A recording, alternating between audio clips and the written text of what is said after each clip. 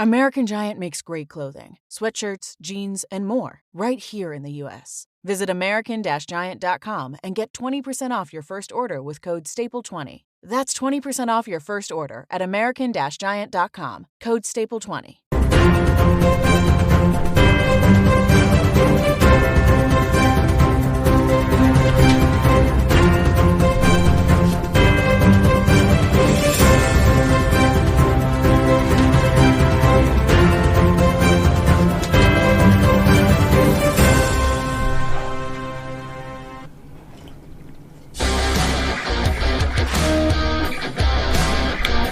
Alrighty, Sunday night. And you know what that means. We gotta be live streaming. It's another beautiful day in the neighborhood, as I would like to say. Boy, and let me know if I'm moving slow. I hate when I look at myself and I look like I'm moving herky-jerky. I think we're doing okay. I got a special guest here tonight. David Snell, how are you? Cleveland. Yeah, okay, very good. All of my life, man. All right. All of my life. All right, all your life. That's good. I mean, there's nothing wrong with Cleveland, Ohio. I live in Cleveland Heights, so I'm like right around the corner from Cleveland, Ohio. Well, I'm in Cleveland Heights, but you know what I mean. Oh, you're in Cleveland Heights? Okay, yeah, well, anyhow, well, that's okay, good. We got to talk tonight. You and I are going to hash some stuff. You were out in Butler, PA, when the Trump got that bullet. It was almost assassinated, so I want to pick your brains on some of that and the activity and everything surrounding that. Also, you and I were out at a flag-waving rally yesterday, and it was a Trump rally. I hadn't done one of those in about 4 years, so we'll talk about that. I got some pictures. Also, coming up at 7:30 in about a half hour or so, I got Jack Windsor and I got Marcel Stribich joining us.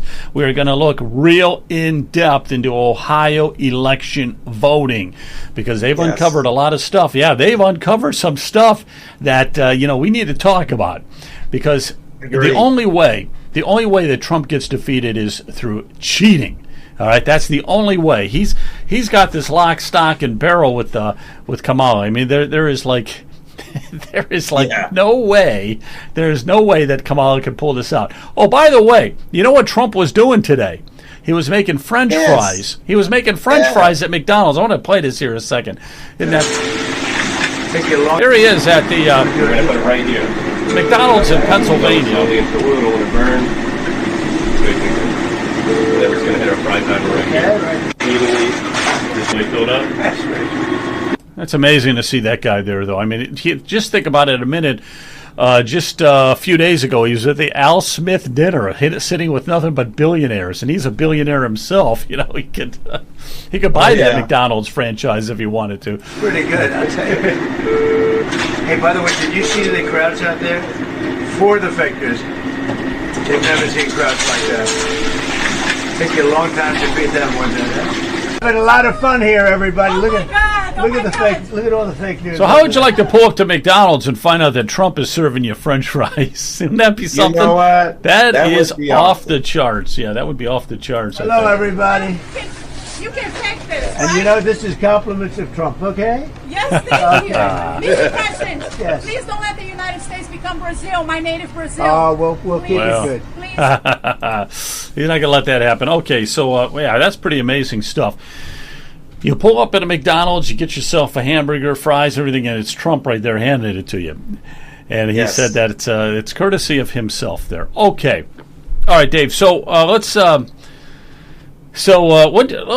about a couple of things here. First of all, that the Trump Wave rally yesterday, that was pretty good, huh? That was pretty good. We were out there at the corner of Mayfield and Som Center Road, and I got a little bit of footage. But what'd you think of that? It's your first one in a while, right? Yeah. In all honesty, when I came down there, it felt so good to be back. It felt like a reunion. It really did. Because a lot of us hadn't seen each other in a while. You know, of course, we lost a few people in our group, sad to say. Oh, a few of them passed away in the last 4 years, Yeah, so it's like, oh my God. So it's like, it made me realize something. that my late pastor always said, don't never miss a day in opportunity. And I thought about that today, and I said, well, when the Lord has given you another opportunity, you should take hold of it, because you don't know how many more opportunities you're going to have. You never know. You got to count each day as a blessing, right? Here's some footage from the event. 2016. There's some black ladies who were for Trump, and boy, they were really excited. A lot of abuse, hatred, especially from the black community. Yes. And she makes a good point there, Dave. She says she gets a lot of slack from the black community, and maybe I'll get your take on that in a second too. The black community is waking up and seeing that Trump is for them as well as for others. Yeah, it seems like the black community is going for Trump. I mean, it makes sense, right? Right, exactly. Unless you what? Right, because of the media hid all the things that he did for the black community. The media hid it. They didn't talk about it. So a lot of them didn't know what all the things that he's done in terms of releasing felons with long sentences that were not just, and the opportunity zones, all of those things that he did. And I mean, Trump is for everyone. He's for everyone, for America. I appreciate that.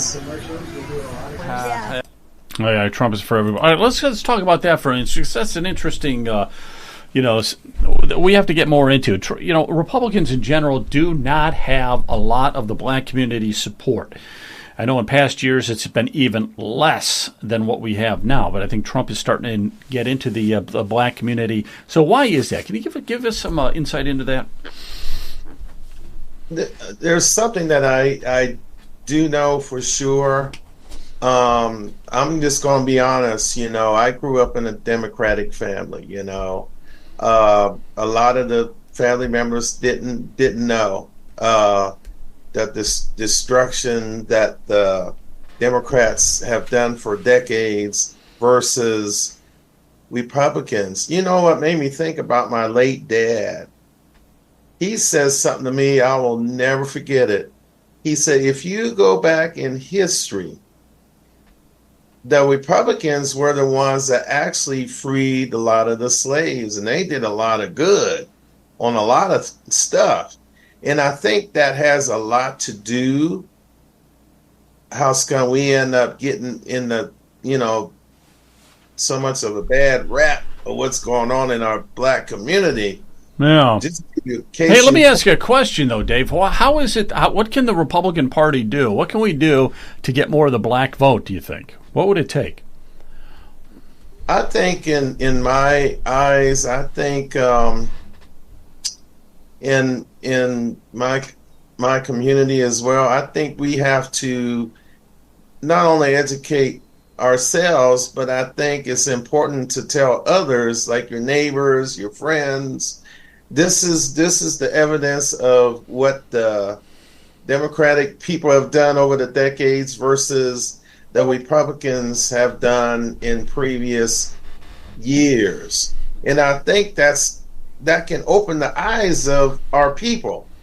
And just give you a case in point, when I was out there yesterday, it was a black gentleman. I know he didn't mean no harm. And he said something.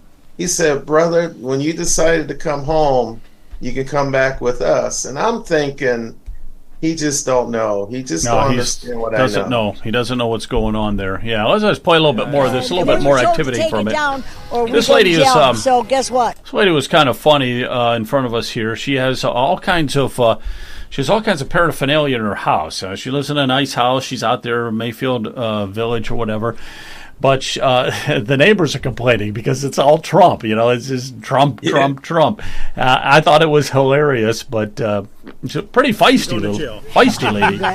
Yeah. Number one is, after we made all the details and everything, accordingly, what you do on your property, you have the right to do whatever you want. There you go. Like I told you. What do you have on your property? Oh, you got to go see it.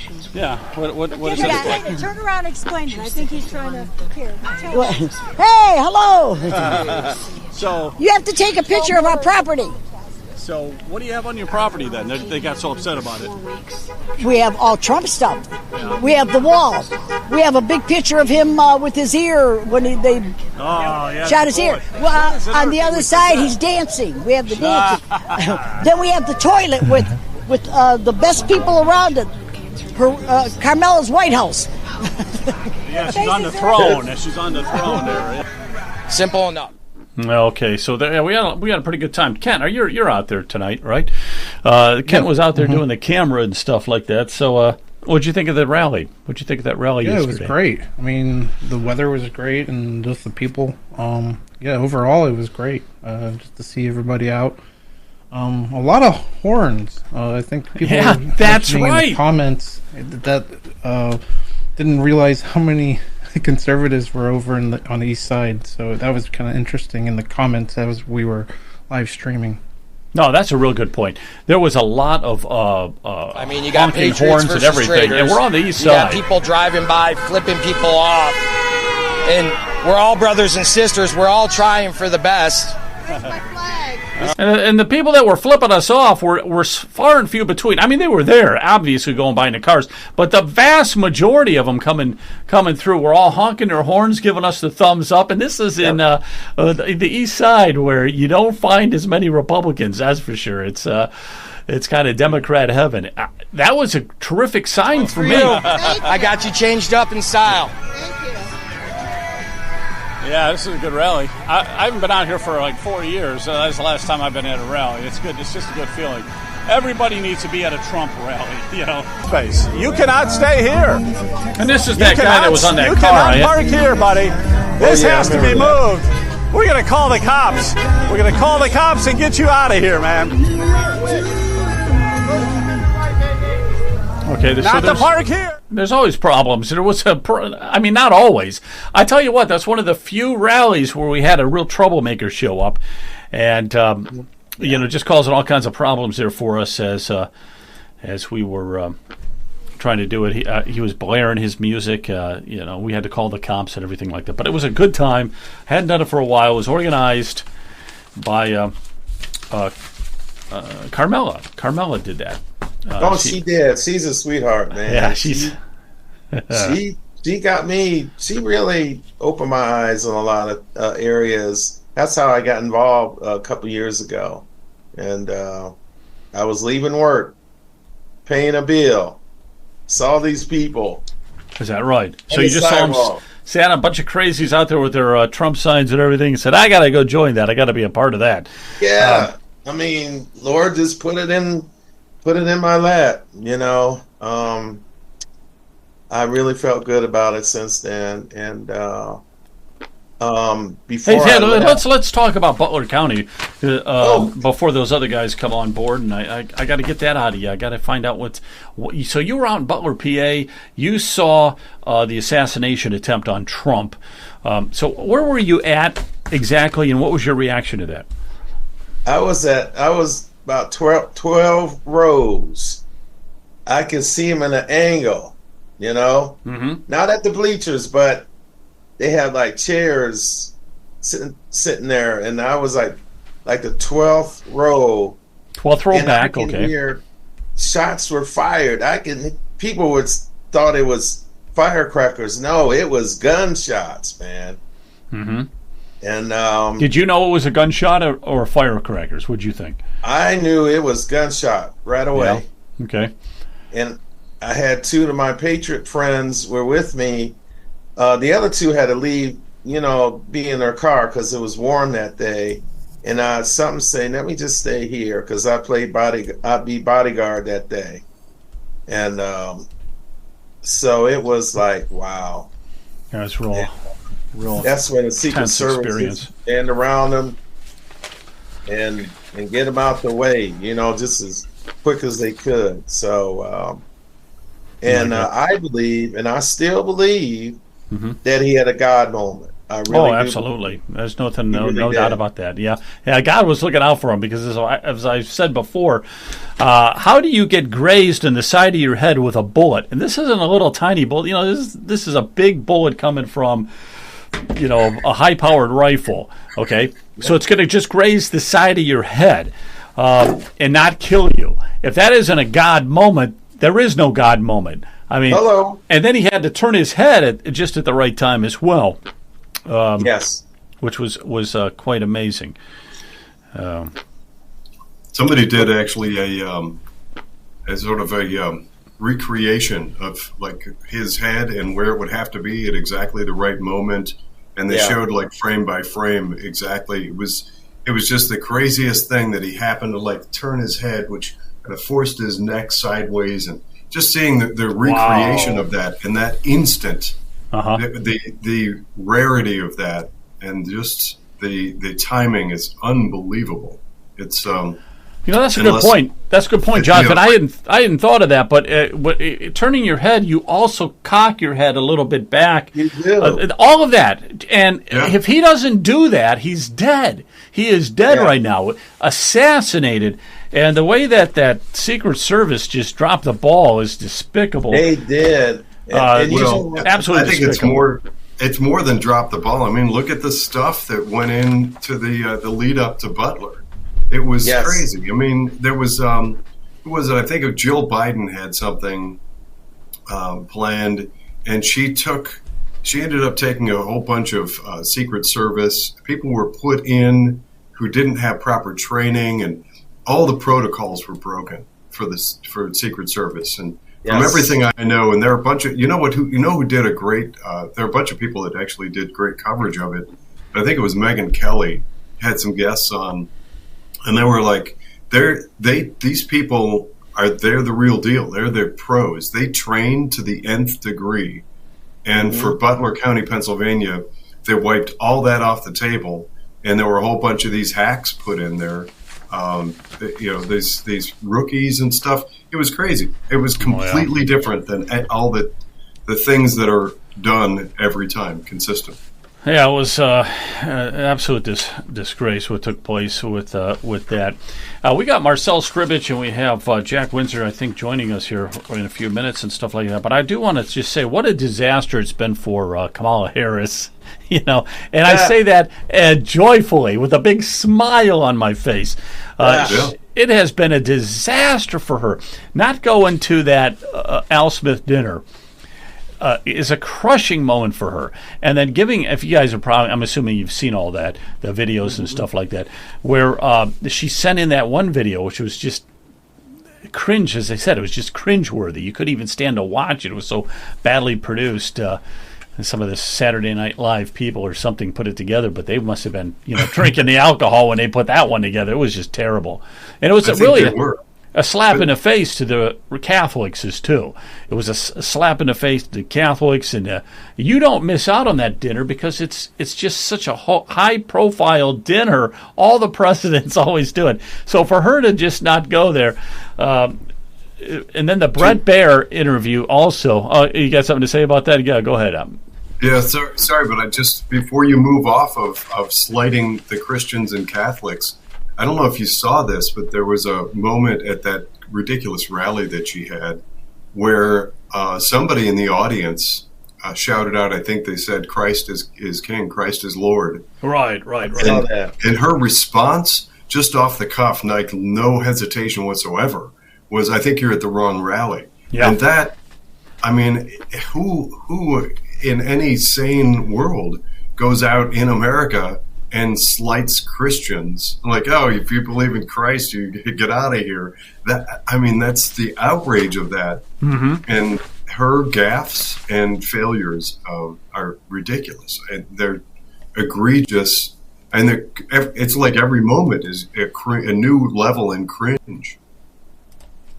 Yeah, it is. It is. And I did see that. It was wow. That was pretty bad, right? Now, I'm going to tell you something else. Man. Yeah, it was really bad. I'm going to play this clip here real quick before those other guys hop on. But listen, watch this.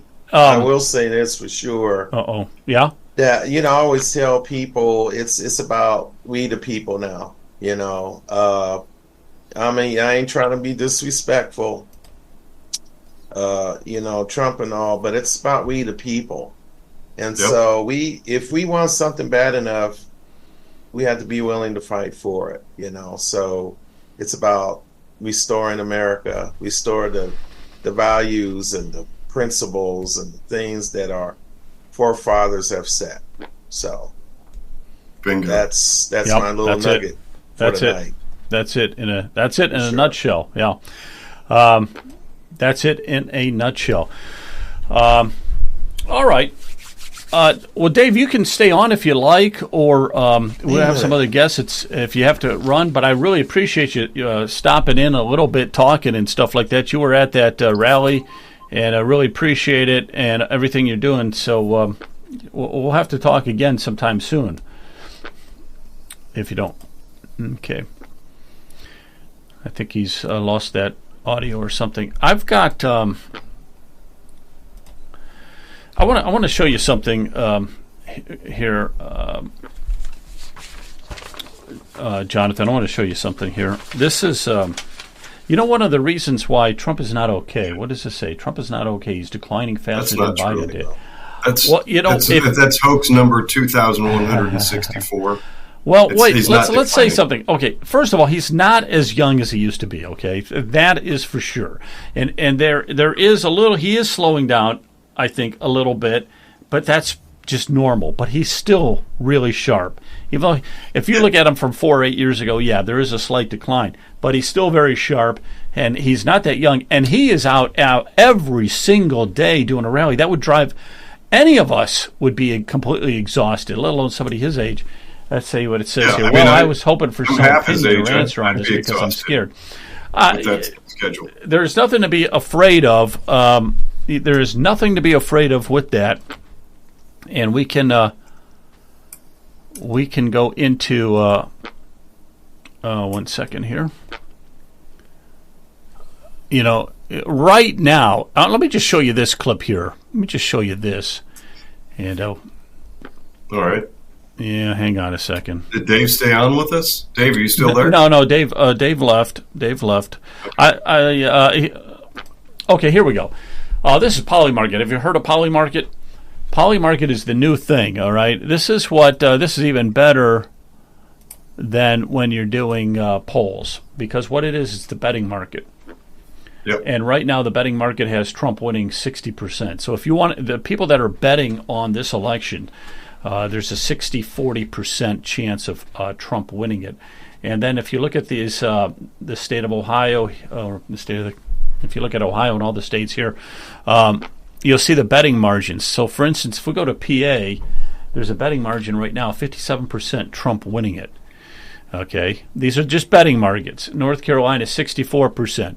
You go to, Nevada out here, even though it's set as toss-up, he's 55% chance of winning it according to the odds makers and the people that are betting.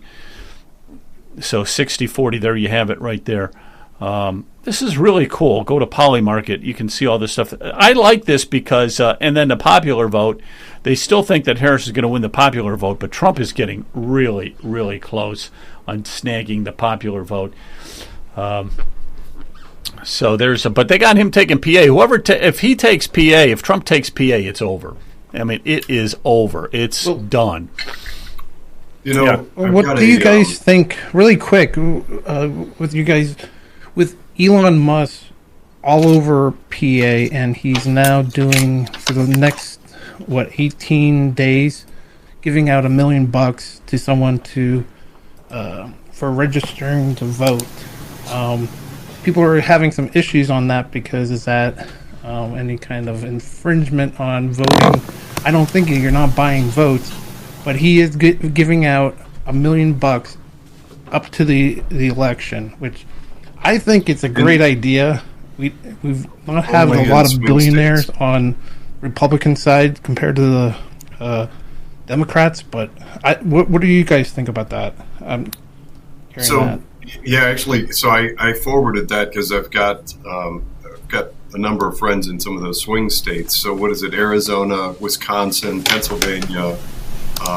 Who are the other swing states? Is Georgia considered swing? I think it is. It is. Georgia, North Carolina, PA, Nevada, North Carolina, Arizona. So in those swing states, anybody actually signing this petition, anybody that signs up is eligible to get $100. And I think Elon Musk is randomly going to select a few more people to win $1 million from those people. So being in Ohio, we're not eligible. We're not a swing state in this cycle.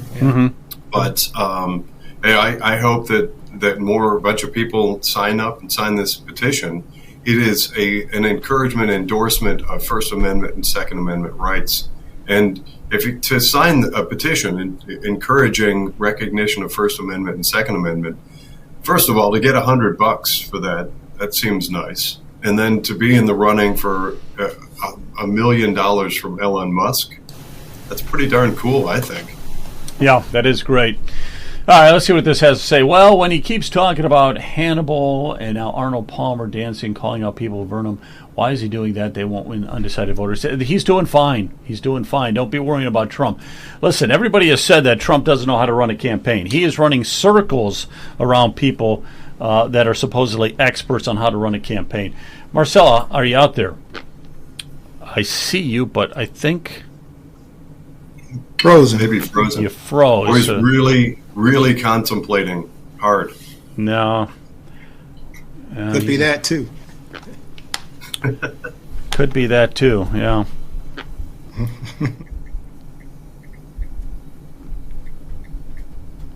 Hey, there you are, Leonard. How are you? All right, so I gotta see Marcel. Marcel, you with us? Please connect. Yeah, I think he's frozen. He may have to drop out and back in again. It seems to be kind of the thing. Marcel, if you can hear us, just boot out and come back in if you could, please. For some reason or other, I've got your video, but I don't have you moving. So that could be a problem. How you doing there, Leonard? Good to see you here tonight. It's all good on this side of town. Yeah, give Marcel a text and everything. Okay, so, let's go. We got a couple of minutes here. Why did he cancel the event? NRA, not good. He's doing fine. Please don't worry about Trump. Don't worry about Trump. I'm telling you guys, there's nothing to worry about with Trump right now. He is moving ahead. He is winning in every swing state right now. Every single swing state. When you see the latest polling, I know now the average. I think the average even has him up a little bit. We'll have to go to, I think I got the Real Clear Politics here. Let me just see if I can pull that up real fast, Real Clear Politics. Well, you were talking about, Joe, you made a comment that Trump is slowing down a little bit.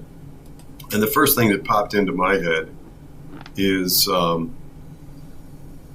you go. The first thing that popped into my head is these, like one of the Williams sisters. They've slowed down a little bit from their peak tennis days, but you wouldn't want to line up and play tennis. You still wouldn't. Right. and in this scenario, it's like Venus Williams playing a professional tennis match against a tree stump. There's really nothing to Harris, and Trump slowing down a little bit just means that he's maybe going, 4 years ago. And 8 years ago, maybe he was doing 100 miles per hour. Maybe now he's 90 miles per hour.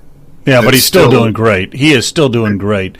And if you look at this here. Okay, let's go to some of the swing states here. Okay, in Georgia right now he's up 1.8%. Okay, in Arizona 1.6%. He's up 0.2% in Wisconsin. He's up 1.2 in Michigan. He's up 0.8 in Nevada. Now, these are, this is Real Clear Politics, so they're using that average. But if you look at what the latest polling is showing, it's even much, much better than that. So that's what you want to also look at. What are the latest polls saying? The latest poll, by the way, with Bernie Moreno and Sherrod Brown has Moreno up by 1 point. Now, if you look at the Real Clear Politics average, it's still going to have Sherrod Brown leading by maybe 1 or 2 points. But the latest polling that took place has Moreno up by 1. That is an excellent sign. Also, what you're really seeing is a lot of you're seeing a lot of people, Democrats, that are not excited about going out and voting, and you're seeing just the opposite with the Republican Party. That, again, is another key indicator Everything is falling into place really well for Trump. And say what you want about him, there is no other candidate like him. He is doing a rally every single day, and he's got incredible energy. And yeah, so he's cooking French fries. And he's cooking French fries. Yeah, he is cooking. Yeah, French fries. Did you see his comment? He was like, "I've now worked 15 minutes more at McDonald's than Kamala Harris has." Right, here we go. We're going to put it right here. That was great. Load it slowly into the wood, don't want to burn. Then it's going to hit our fry pan right here. Evenly, just like filled up. That's pretty good. You know, it's a guy, a billionaire there, and he's marveling at the kid who's making the French fries. He's like, that's pretty good. That's pretty, it's just amazing. Right? Hey, by the way, did you see the crowds out there? For the Factors. They've never seen crowds like that. Take you a long time to beat that one. Having a lot of fun here, everybody. Look at all the fake news over there. Hello, everybody. You can take this, right? And this is compliments of Trump, okay? Yes, thank you. Mr. President, yes. Please don't let the United States become Brazil, my native Brazil. Oh, we'll keep it good. Please. That's pretty amazing stuff. So, yeah, and the next time you go to McDonald's and you go through the drive-thru, you might be getting served by Donald Trump. Who knows? Jack, how are you? Jack Windsor's with us, Ohio Press Network. Can you hear me, Jack? Yeah? Or not? No? I hope you can hear me. Can you? Yeah, I know. What's happening? Can you hear me, Jack? No. Didn't acknowledge. Not acknowledging. Hey, Jack Windsor, can you hear us? Jack? Well, here's the deal. We'll get Marcel on. Marcel will get us squared away with... Well, give Marcel a call and tell him to reconnect because I don't have him reconnecting. And if you can, give Jack Windsor a text. Tell him we can't hear him, or he can't hear us, I guess. So maybe there's something wrong with his headset. So here's what we're going to do. We're going to go off the cuff here. Marcel Sturbich says that he tried logging out. I can't hear anyone. It's not working. Can you all hear me? Jack, wait a minute. Jack, can you hear me? No, you cannot hear me. Why? I can hear Jack, though. Yeah, I hear him. We can hear him. Yeah, we can. Jack, I can hear you, but you can't hear me. Okay. You cannot hear me, so I'm not sure what's going on. I have my volume up. I joined with audio. Boy. I'm not sure why I can't hear you. Uh-oh. I'm not sure either. Boy, we had a guest on earlier. We had a guest on before, David Snell, and he was able to connect up no problem. We've had trouble with Marcel. Is Marcel going to try to connect again or not? Well, what he's suggesting here, if you want me on, I may need to call and speak through the speaker of my phone. So if you want, I can ring Marcel now, and let's just ad hoc this. No, that's. I mean, we could try that, but that's kind of. I hate that. The sound quality is so bad. Let's try it one more time. Can you just have him try to connect one more time? I mean, what's the harm in doing that? Hey, Kent, any idea what might be happening? You should be able to check everybody's audio. Make sure everybody's audio is turned on. And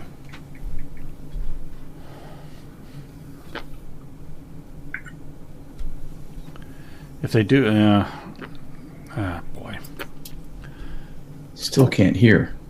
Jack, I can hear you. That's so weird. Yeah, I can hear you. I can hear you. I can see. And you can't hear anybody else. Can't hear us. Oh yeah. So, all right. Here's what I'm going to do. Get him on the. Listen, get him on there. I'm going to. Oh wait a minute. Marcel Sturbich is trying to join.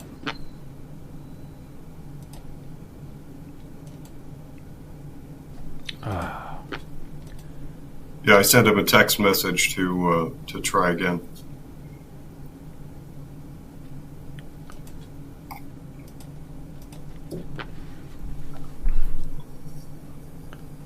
All right, this is driving me nuts. Wait a minute. Hey. There he is. I can hear you. Say something. I see you good, Jack, and I do hear you well. You don't hear me, though. Okay, so we've got a problem with Zoom. Yeah, I wasn't hearing him earlier, but now you and I are hearing each other at least. It seems like maybe Jack needs to go out and back in again then. Yeah, they got to go out. I'm going to reset the Zoom. Stand by, everyone. We'll get it figured out. Yeah, we'll get it figured out here in a minute. Greater Dayton area. Okay, here we go. Call those guys. Tell them to go out and come back in, but give me about 2 minutes. So while we're waiting, wait a minute. Wasn't Marcel just saying Michael that he can hear Donnelly us? case is going to be he big. was saying he could hear Jack. Yeah, he violated his own ethics. Oh, they can only hear each other. Well, they can only hear each other, exactly. I feel like one way or the All other. right, I'm going to. And I don't know if I told you the whole story, but I filed a complaint, and the fact that it's taken the full number of days, I think, indicates that they're probably going to find probable cause, and so then I will have the opportunity to, file a case, Windsor versus Donnelly, and I think we have a good shot. Now, if they come back and say no, there's no probable cause, that's a story. Hang on a we've second, got them dead guys. to rights. It's very black and white. It's black and letter law for sure. So I did the same with Montgomery County. Okay, so let me see if we got it. Can you guys hear me? Yeah, you can. Jack, you can hear me. Let me cut you now. Talk. Say something. Testing 1 2 1 2 3 4. You're not. You can't. You're not allowed to say testing 1 2 3. You have to say something creative. No, just kidding. Okay, I like Jack Daniels. So Marcel, can you hear me? I hear you, man. I got you too live. Well, it's working. All right. Woo. Okay. All right. So thank God for that. See, there really is a God. So now, only thing I can is we're going to talk about voter integrity and all that kind of stuff. The only thing I could figure out was Frank LaRose who was doing something to stop this podcast. That's what it had to be. All right, guys. Listen, I'm going to let you two. I am going to be intervening with my own comments. So is Jonathan Broadbent. But I want you guys to get this thing started and go in the direction you want. Now, when I intervene, it's because I don't understand something. And if I don't understand it, the regular person on the podcast ain't going to understand it either, okay? So let's get this hopping and rock and rolling. I don't know who wants to go first, but I know that there was an issue out, I think, in Fairfield County with the machines. If you guys want to start there. Does that sound good? Who wants to go? A 5-month summary of kind of where we've come from for the audience, since we're almost on the eve of election day. Is that all right? Yeah, go ahead. Yeah, all right. It's good to be with you, Joe, and I'm glad that Jack made it here from the Press Network. His relationship and mine really started to take off in April when we got in contact with this show. We knew that it was going to be an issue this election all across the country. Non-citizens, a lot of registrations were taking place across the board. And there just wasn't enough efforts being made by all secretaries of state to get ahead of this. And Ohio is no different in that sense. We started to ask for that type of information from the Department of Homeland Security around May or June. And we knew that the Biden administration wasn't going to just turn it all over. And with that said, we were looking for solutions in Ohio that we could take, knowing the information, the data that was on hand. And fortunately, Jack has given us the voice we needed to get out there wide. He's been upfront on so many things, whether it's been in COVID, whether it was this foreign money that came into our election systems and took our constitutional amendment last year. It's doing it again with issue 1. And now this susceptibility to voter registration fraud coming not just from non-citizens, but third-party canvassers. And that has all proven itself out to our worst fears in a sense. And that our laws are just not equipped yet to do this. And, the reason they're not equipped is because the Board of Elections in many ways resisted the legislation that was put forward through their private lobbyist organization called the Ohio Association of Election Officials. And what we were trying to do with legislation this summer is we were trying to equip the Board of Elections with the most authoritative data, the best capability to be able to identify and validate the voter registration applications that they're getting. And had that been put forward and brought to the governor's desk and signed, it's quite possible they would be catching a lot of invalid voter records as we speak. With that said, there's about 250 to 350,000 questionable or deficient records that should not be getting absentee ballots. Yet in Ohio, the Secretary of State's own rules afford them the same status as any qualified fully verified. Let's stop there. Let's stop there for a second, Marcel, because that sounds like a very important point to make here. You're saying there's 250,000 ballots out there in Ohio that shouldn't be out there. Is that what you're saying? You're saying there's 250,000 ballots that people should not be able to be voting on. Is that what you're saying, or? Records that have not been fully validated. I'm saying records, for example, that have submitted information like a social security number, a partial social, a driver's license, and it was mismatched. And so instead of putting them in some type of a status where they can't vote a regular ballot, our Secretary of State's rules say that everybody is on equal playing field.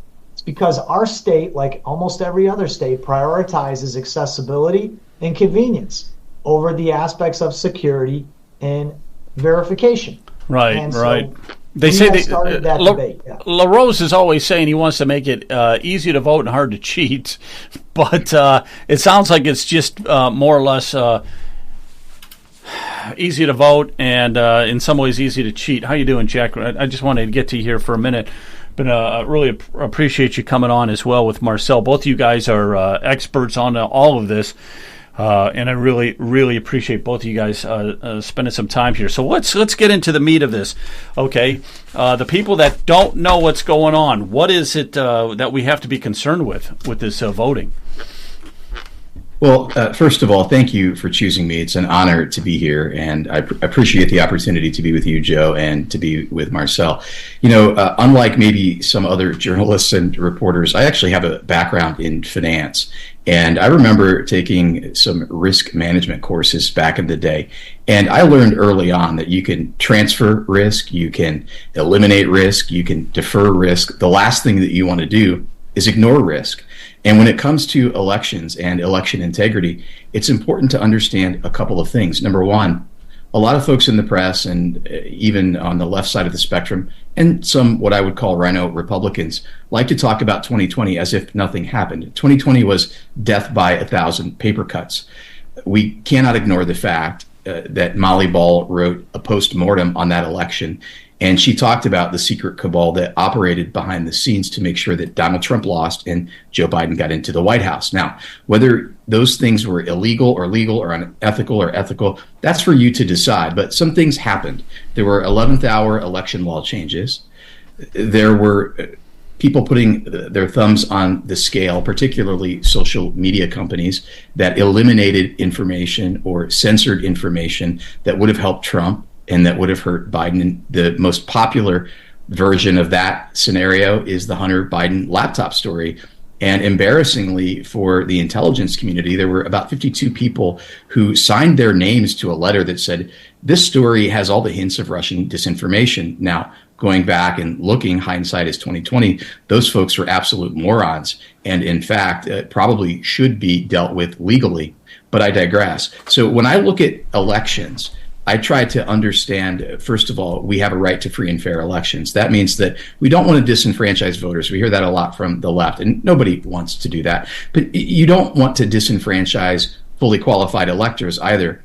And so when I'm looking at 2024, my thought process is, what is still in play from 2020? Are there risks that have not been transferred, eliminated, or deferred? And are they being ignored? So when I started talking with Marcel, there were two significant things that were going on. Number one, we knew that there were an ample amount of people who were in what's called active confirmation status. That means that their voter registration forms were not consistent with being completely accurate and completely verified.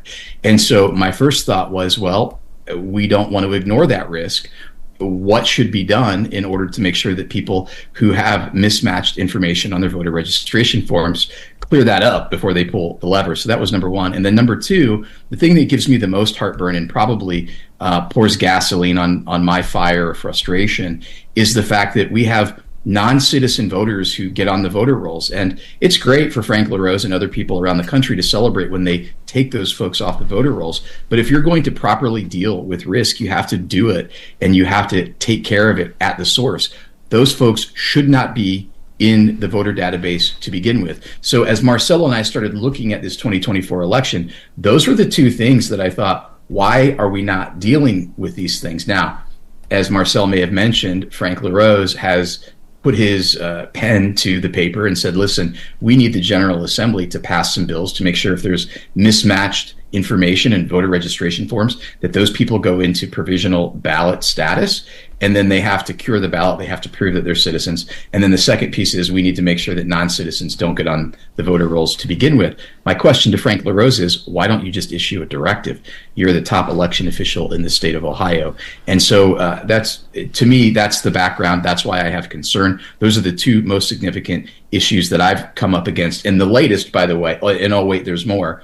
The other thing that has happened recently in places like Fairfield County and I believe it's Montgomery County, there are election officials there that are ignoring Frank LaRose's directive. He actually went the extra mile and said, well, listen, since non-citizens can get driver's licenses or they can get a valid state ID, we need to make sure that we're training poll workers on spotting when there's a non-citizen ID in front of them. And two of those counties, whether they did it maliciously or with intent, or they did it, just on accident, are not honoring that directive. So those are some of the big things that give me heartburn as what are we sitting 16, 15 days away from the November 5th general election here in Ohio. Yeah, I got you. So yeah, that is a key. I mean, we're all on pins and needles with this election. Marcel, I got to get back to you here. What Jack was saying, if you want to comment on any of that, but also I was listening to you. I think it was even on Jack Windsor's show. I think it was in Fairfield County, where somebody had gone to the voting machine, they voted, and then it actually flipped their vote from Republican to Democrat. Do you want to talk about that? Yeah, it actually happened in my county in Montgomery, and a gentleman went in early, voted, and asked for a paper ballot, which he has a right to do. Had two pieces of paper, right, because of the size of that ballot. Went to put in the first piece of paper, told him straight out it was rejected, but you would think that the tabulator would kick it back out. It did not. And so without any clear guidance from the poll worker, he put his second one in. Really, what should happen, if that ever happens to anybody, is you should ask immediately for your ballot to be spoiled. If you don't put both pieces in, they won't be able to then qualify it as a complete vote, and they were using that as the basis of it. The director was pretty nonchalant about that from this person's affidavit, and he spoke about it, and the director even tried to kind of hand wave him when this person said, no, my vote's in that tabulator. The director tried to suggest that within a very short period, about 15 minutes, that those tabulators could be moved around.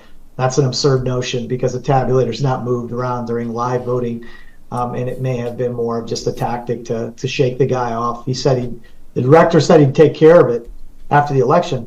And this happens to be the same director, Jeff Rezovec, who did not oversee a training program from the beginning that followed the Secretary of State's directive. We had already done, dozens of people had gone, if not hundreds of poll workers in one of the fifth largest counties in our state. And I saw to it when I went there, I was very confused. I did not see anything that trained toward non-citizen recognition of their ID.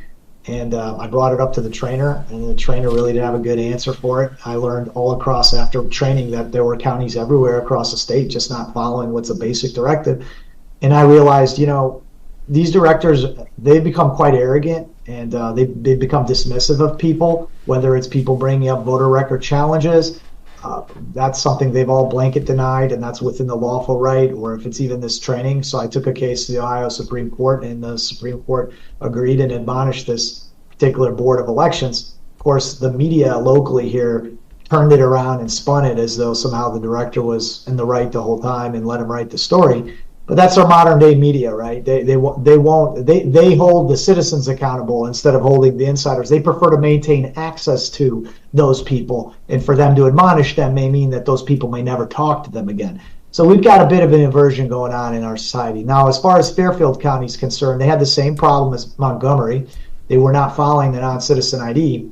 But something even more concerning sprang out of it. When they started to comply, they added a new requirement that allowed accepting a naturalization certificate as the basis to allow a non-citizen or a person presenting non-citizen credentials, would be a better way to say that, on election day to cast a regular ballot.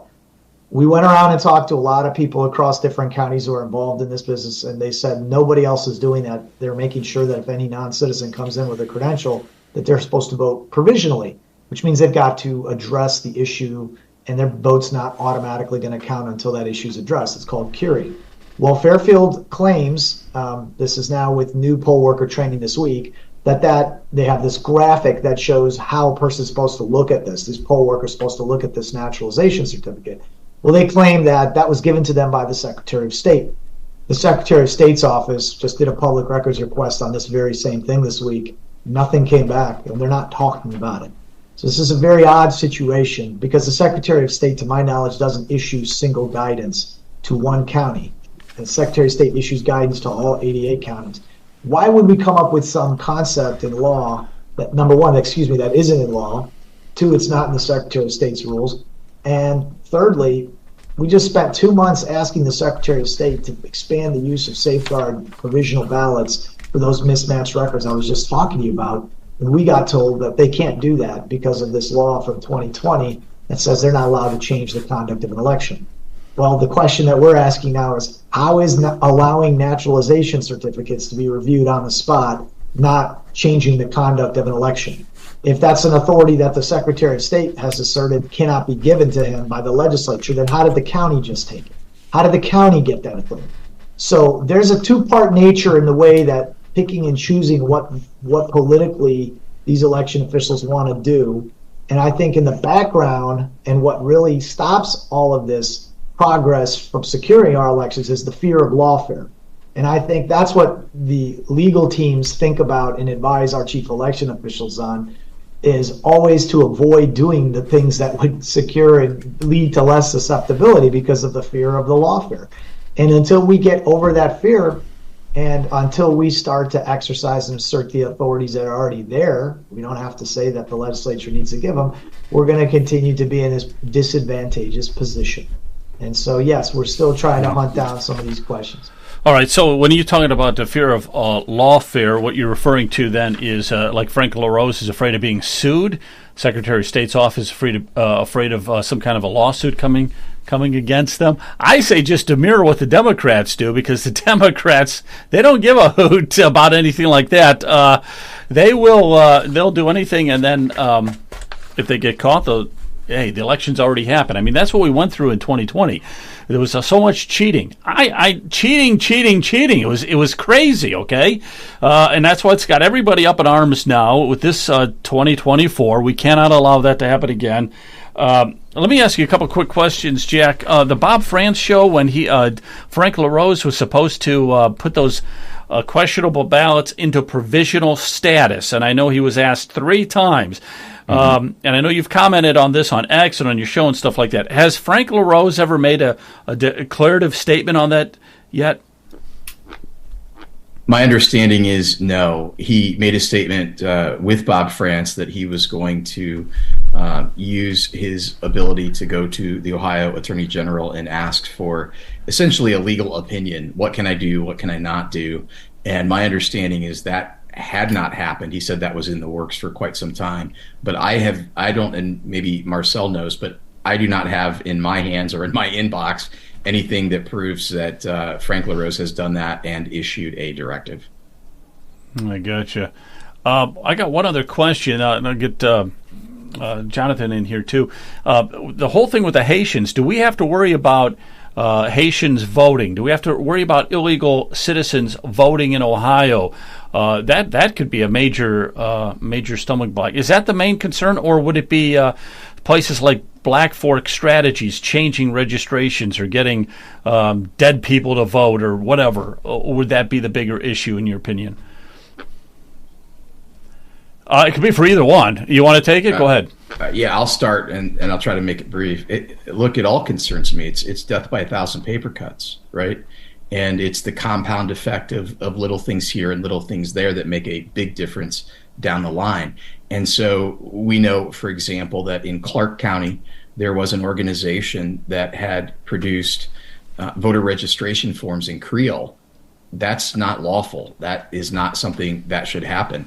So how many were filled out? I don't know. We heard that one was submitted. It was submitted, and then my understanding is was rejected. But look, when you have as many non-citizens in Ohio and other parts of the country that are here, I have a significant concern. When we know that non-citizens can get on the voter rolls, when we know that even in Ohio, it doesn't appear that adequate training had been done 100% of the time to make sure that poll workers spotted non-citizen IDs. Yeah, I have a significant amount of concern about not only Haitians voting, but about things being done the right way. Because and I know it's hard for people on both sides to believe this, but there are as many people who don't like Donald Trump as there are people who don't like Kamala Harris. And this race between Senator Sherrod Brown and Bernie Moreno is going to be tight. The significance of the races for the Ohio Supreme Court in Ohio Issue 1 are top level. And these things are going to come down to maybe a handful of votes. So the long answer, I said it was going to be short. I apologize. I lied.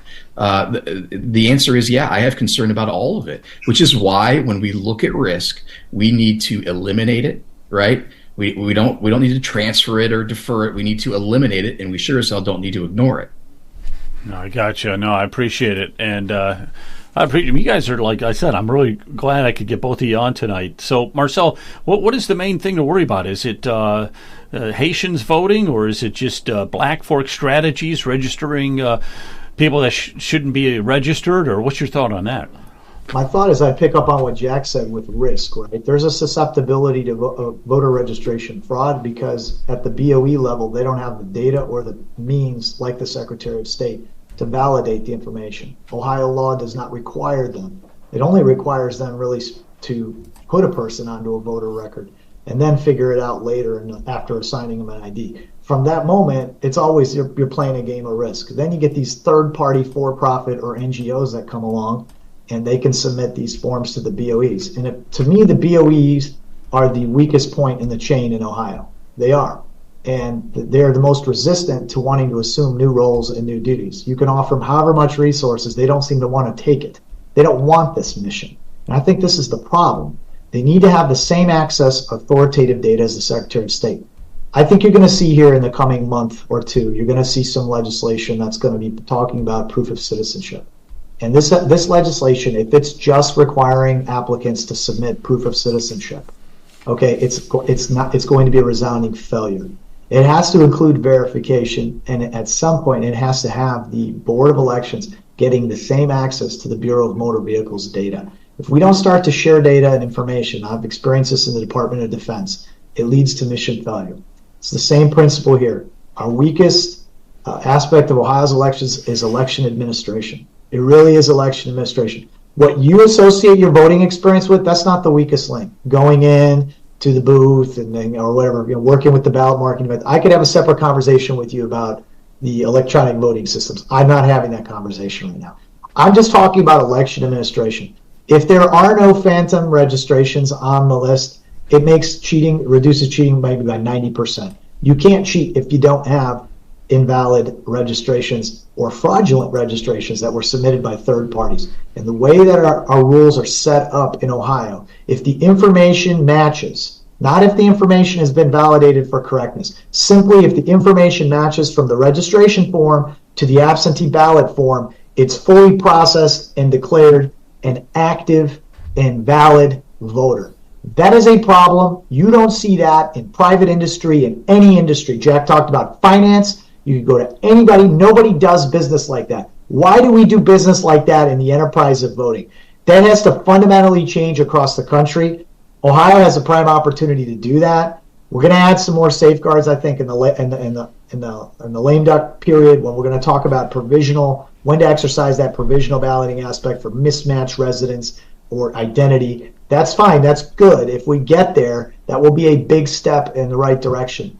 But until we get organizations that are jamming this, and we really expose them for what they're doing, which is keeping our system status quo, which is unacceptable. I'm talking about these private lobbyists that probably work with vendors and work with behind the scenes, with select directors, which it's the irony is these are the directors that are having the most problems following the rules of the Secretary of State. So something must be remiss here in terms of some of these actors in the system that are going it their own way, and they're picking and choosing which aspects they want to follow and how they want to follow it.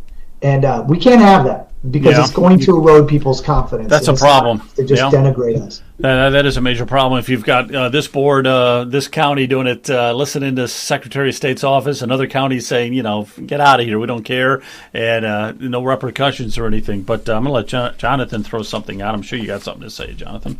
Oh, yeah, a lot. So I've been making some notes here. I'm chomping at the bit. I think I may have actually cut my tongue biting. I can't hear tongue. Jonathan. I wanted to let these two fine gentlemen roll. Thank you both for all that you do and that you're doing to fight Joe, for we're not able to hear Ohio.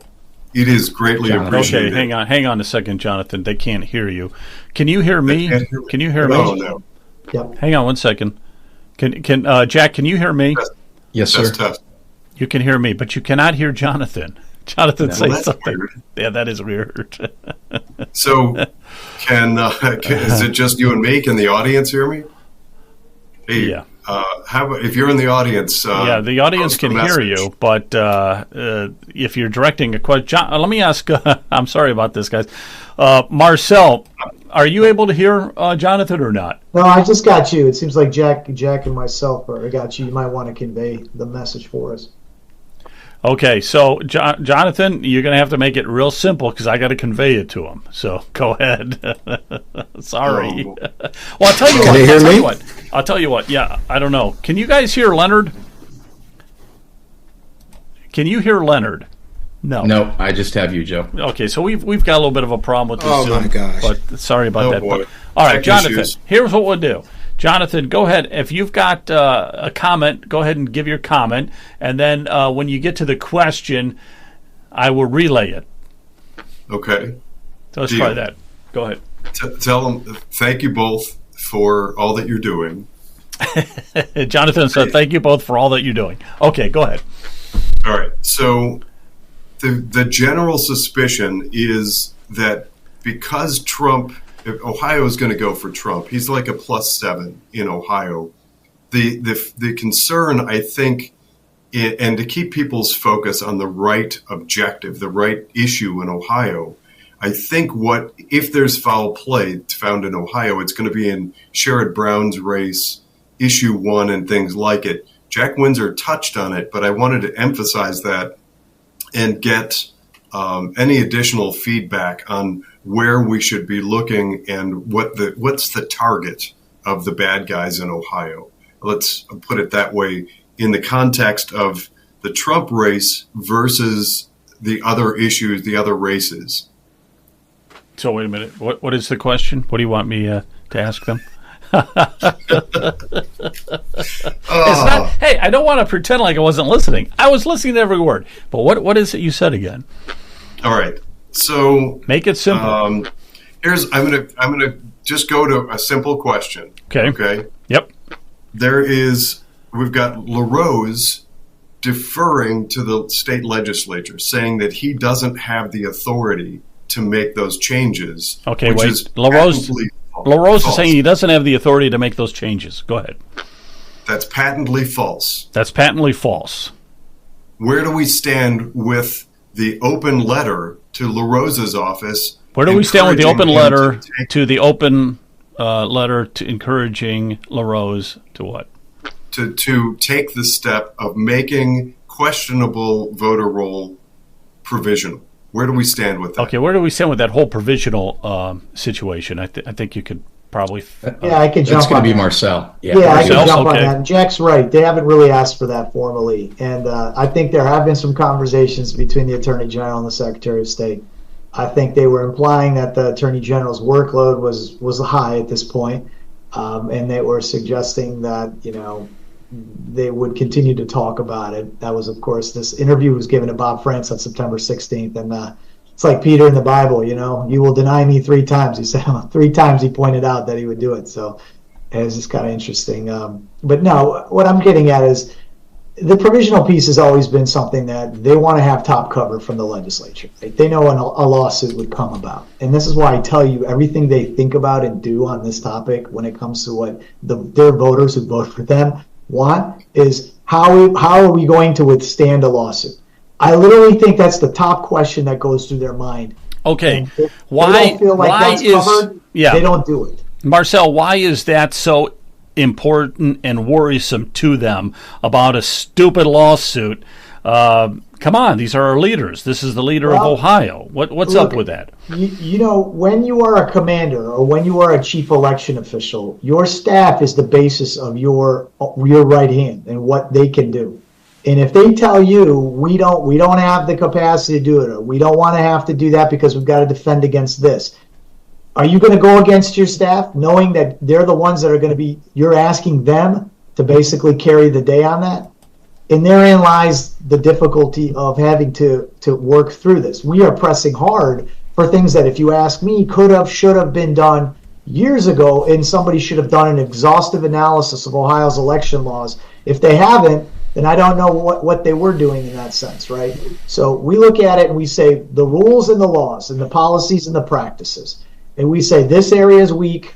We think this could be addressed. There's nothing prohibitive inside of law. So we did, like Jonathan, you were saying, we organized a concerned citizens voter letter. Secretary of State's response was, okay, fine, we'll take that up during the lame duck. We'll take up proof of citizenship, which we say needs to be verification by the BOEs and the SOS to make sure that the BOEs are doing it, because we see that as the biggest Achilles in it. We see the removal of drop boxes as within reach, but that was a self-inflicted wound. We didn't need to include that in the photo ID bill, but we did. And now look at it. The Secretary of State not only got one lawsuit and lost a portion of that out of the 10th District, but now got sued again and had to have it upheld by the Ohio Supreme Court just this last week.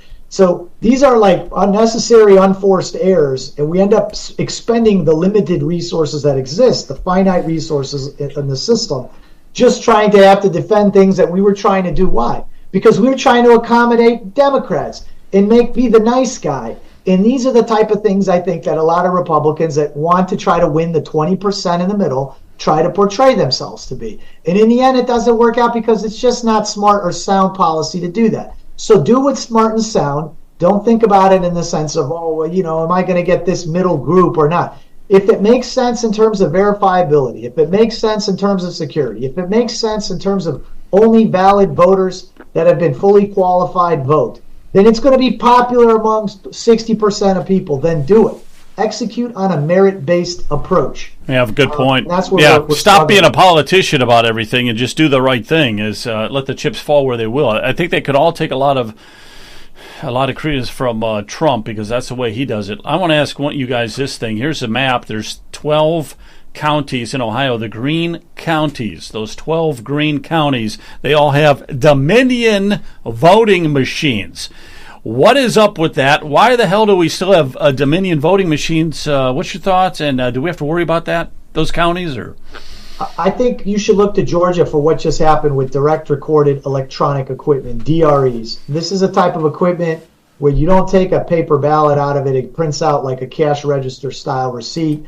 It's a barcode or a QR code. How do you validate or verify your vote through a QR code or a barcode when the actual encoded format, if you were to put your phone up, people have a phone, right? And sometimes you can have this app for QR codes. And you can put it over any QR code out there, a brochure, a newspaper, and it will allow you to read what that QR code is. Somehow, though, the voting machine companies have not accepted that their QR codes or barcodes can be read. So what does that mean? Well, there's a federal law under Help America Vote Act that says you've got to be able to verify that vote before you cast it. And Georgia saw this, and Georgia basically disqualified these voting systems by the early part of, I want to say, 2026 or possibly even 2025. Don't quote me, but they've already realized it's very problematic to lead with a QR code and a barcode that you can't even verify. And so who knows what the actual voting system will process once it's in the computer. Goes back to my story about that Montgomery County voter. He wanted his vote spoiled. But guess what? The company itself has rules, the voting system company, that they're not allowed to produce an event report till after the election day. So how is he going to actually know if that first ballot actually accepted all of the votes as they were cast and marked? He's not. And that's not a system that you can essentially feel comfortable with if the system hiccups. And it can hiccup for a number of reasons. So I think DREs are an issue. I think more and more states will come to those terms. We should look at that much stronger here in Ohio as well, even though I don't think it makes up the majority of our systems with this particular direct recorded electronic equipment. But I feel sorry for the voters who have to go through those counties and they can't see that. And it's technically a voter verified paper audit trail, VVPAT in Ohio law, because it produces a cash register style receipt. So they say that's the paper copy, but it doesn't look anything like a paper ballot, the ones that you and I would be filling out and marking, in terms of what you get and what gets recorded in the system. Joe, I got a question for Marcel. Yeah, sure.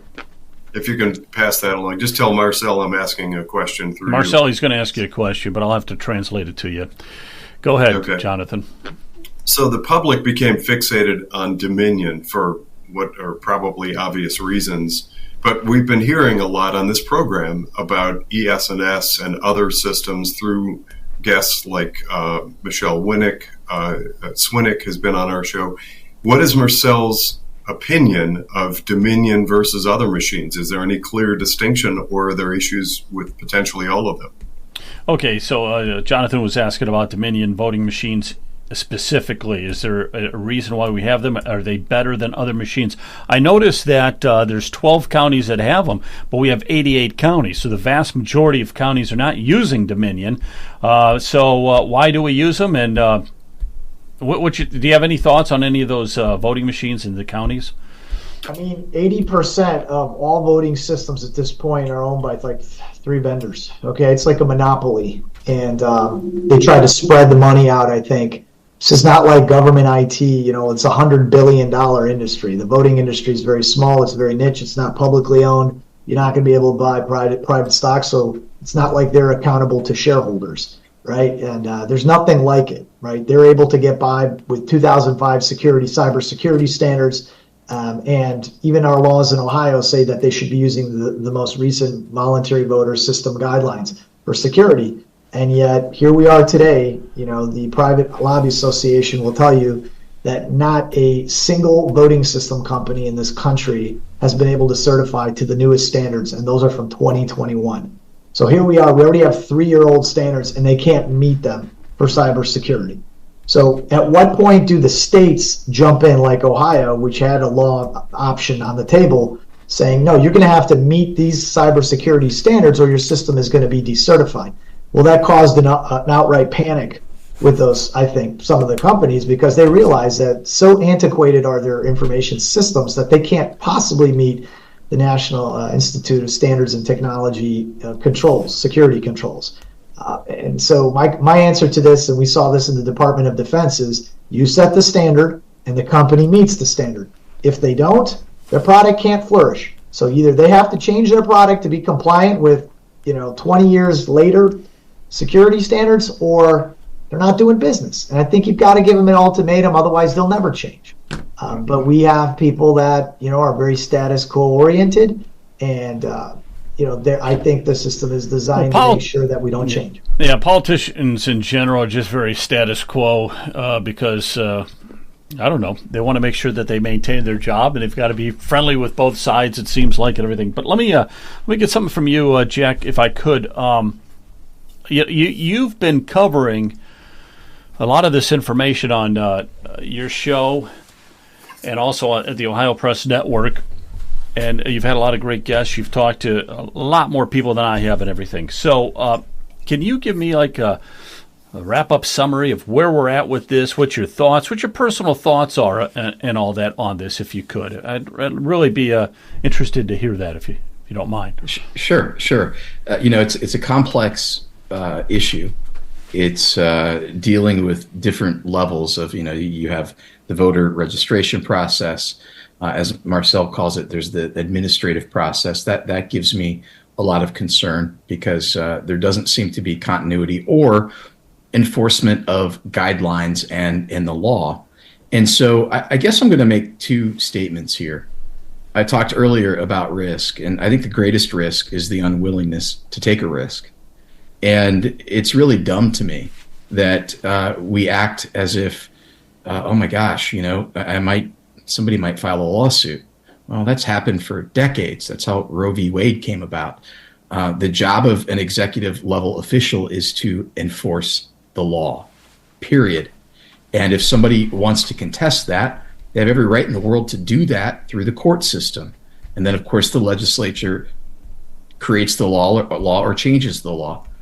I am very grateful that Frank LaRosa's team has spent time talking through things with me. One of the things that I've said to his team, and I'll say here, is that I understand that the League of Women Voters and the left, they like to use lawfare to really rankle the executive branch and to try to really get the court to define laws in ways that are beneficial to them. And the way that they often do that is that they will cherry pick certain judges in certain areas so that they can get a favorable ruling. But at the end of the day, here's my caution on that.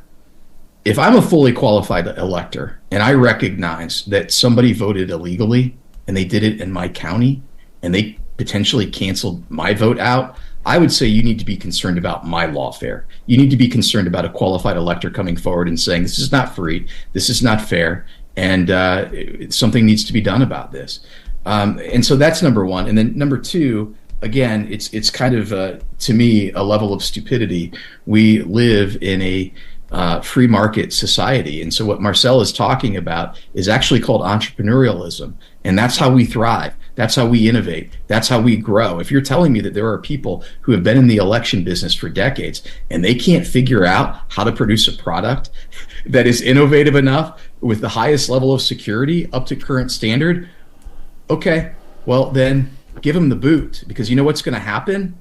Innovation. Another company's going to come forward and they're going to provide something that we demand as voters, and they're going to be able to deliver it to the marketplace. So to me, if you're a Secretary of State, if you're a lobbyist, whatever, it appears that there's a certain amount of capture in this industry where these people with antiquated systems and processes and lots of excuses are hand feeding elected officials who are parroting the paradigm of the people who produce the product that's crap. I think it's time for us to take a risk. I think it's time for us to say either you're going to be up to snuff or not. Because as Marcel said, if you can keep non-citizens off the voter rolls, if you can ensure that people who have mismatched or not fully validated information are in provisional status and have to prove or cure their ballot before it goes in, how many problems are we eliminating? And you're telling me that there aren't companies out there that have the capacity and ability? It's not that. It's they don't have the desire to do it. And it's time that we, as qualified electors, stand up and say, I don't care if you don't have the desire. If you don't have the desire and you don't have the product, you're out. Yeah, very good, very good. Just one thing, Marcel, is what Jack was saying there, though. It seems like the cybersecurity and everything is stronger on the outside than on the inside with the government. I mean, Frank LaRose probably doesn't have a strong cybersecurity team.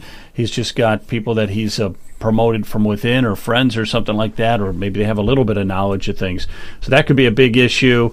But also, he inherited a lot of these machines, so it's a big, it's a big cobweb. There's a lot of problems here, but man, we got to sort it out.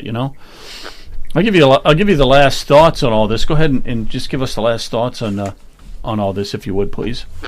Yeah, I'll just wrap it up on the tech side. So, the only thing that's going to get us some honesty in this process, because I think the word Jack uses is perfect. It's capture, right? All these three-letter agencies have been captured, right? Industry, revolving doors. The voting industry's had its own fair share of that. And, what the Secretary of State has done is he's created a team around him that he has exclusive purview and oversight of, which he calls the Board of Voting Machine Examiners. And nobody has purview or oversight of them. And these are political appointees. They're dual-hatted Board of Election officials. That creates these conflicts of interest where they approve the very own systems that they're going to be using into their counties. And, whenever you create that type of incentive for a public official, there's always the possibility that somebody's going to be taking advantage of a situation for themselves financially. Not saying that I have any evidence of it at this point with that group. All I'm simply stating is you have to create an independent security assessment reviewer. You have to bring them in. That's the way Fortune 500 companies work, and they review those systems for vulnerabilities. Then you have to disclose that report so the public can have a clear understanding of it, and the public can feel good about it. And then if the Secretary of State still decides to go forward and certify a voting system, let's say that was certified, or excuse me, that was determined to be vulnerable on some level, then that's the risk that he's going to incur. What they don't want, though, is they don't want that risk report. They don't want us to see a risk report. They want a hand wave, and they want a rubber stamp. And organizations that I've been a part of personally that do that rubber stamping are irrelevant. And therefore, I would not enhance further a group like that, and I would separate their function to look at cybersecurity. I'd give that to somebody else. They want to look at functional capability. If they want to look at a system's operability and the checklist, that's fine. That's not something that I'm as concerned about. If you push this button, the machine does this. I'm concerned about malware. I'm concerned about supply chain components and software developers that come from overseas that can slip code into any system that can be vulnerable. And we have no visibility on that, and nobody looks at who the vendor's suppliers are. That's a problem inherently across the board for all of our critical infrastructure systems. And we can't talk about voting systems like they're anything other than critical infrastructure because so much depends upon them. So, we'll look at that issue again into the General Assembly on the voting systems. But I think right now our focus has been this year election administration because we have susceptibility on the registration and the absentee side.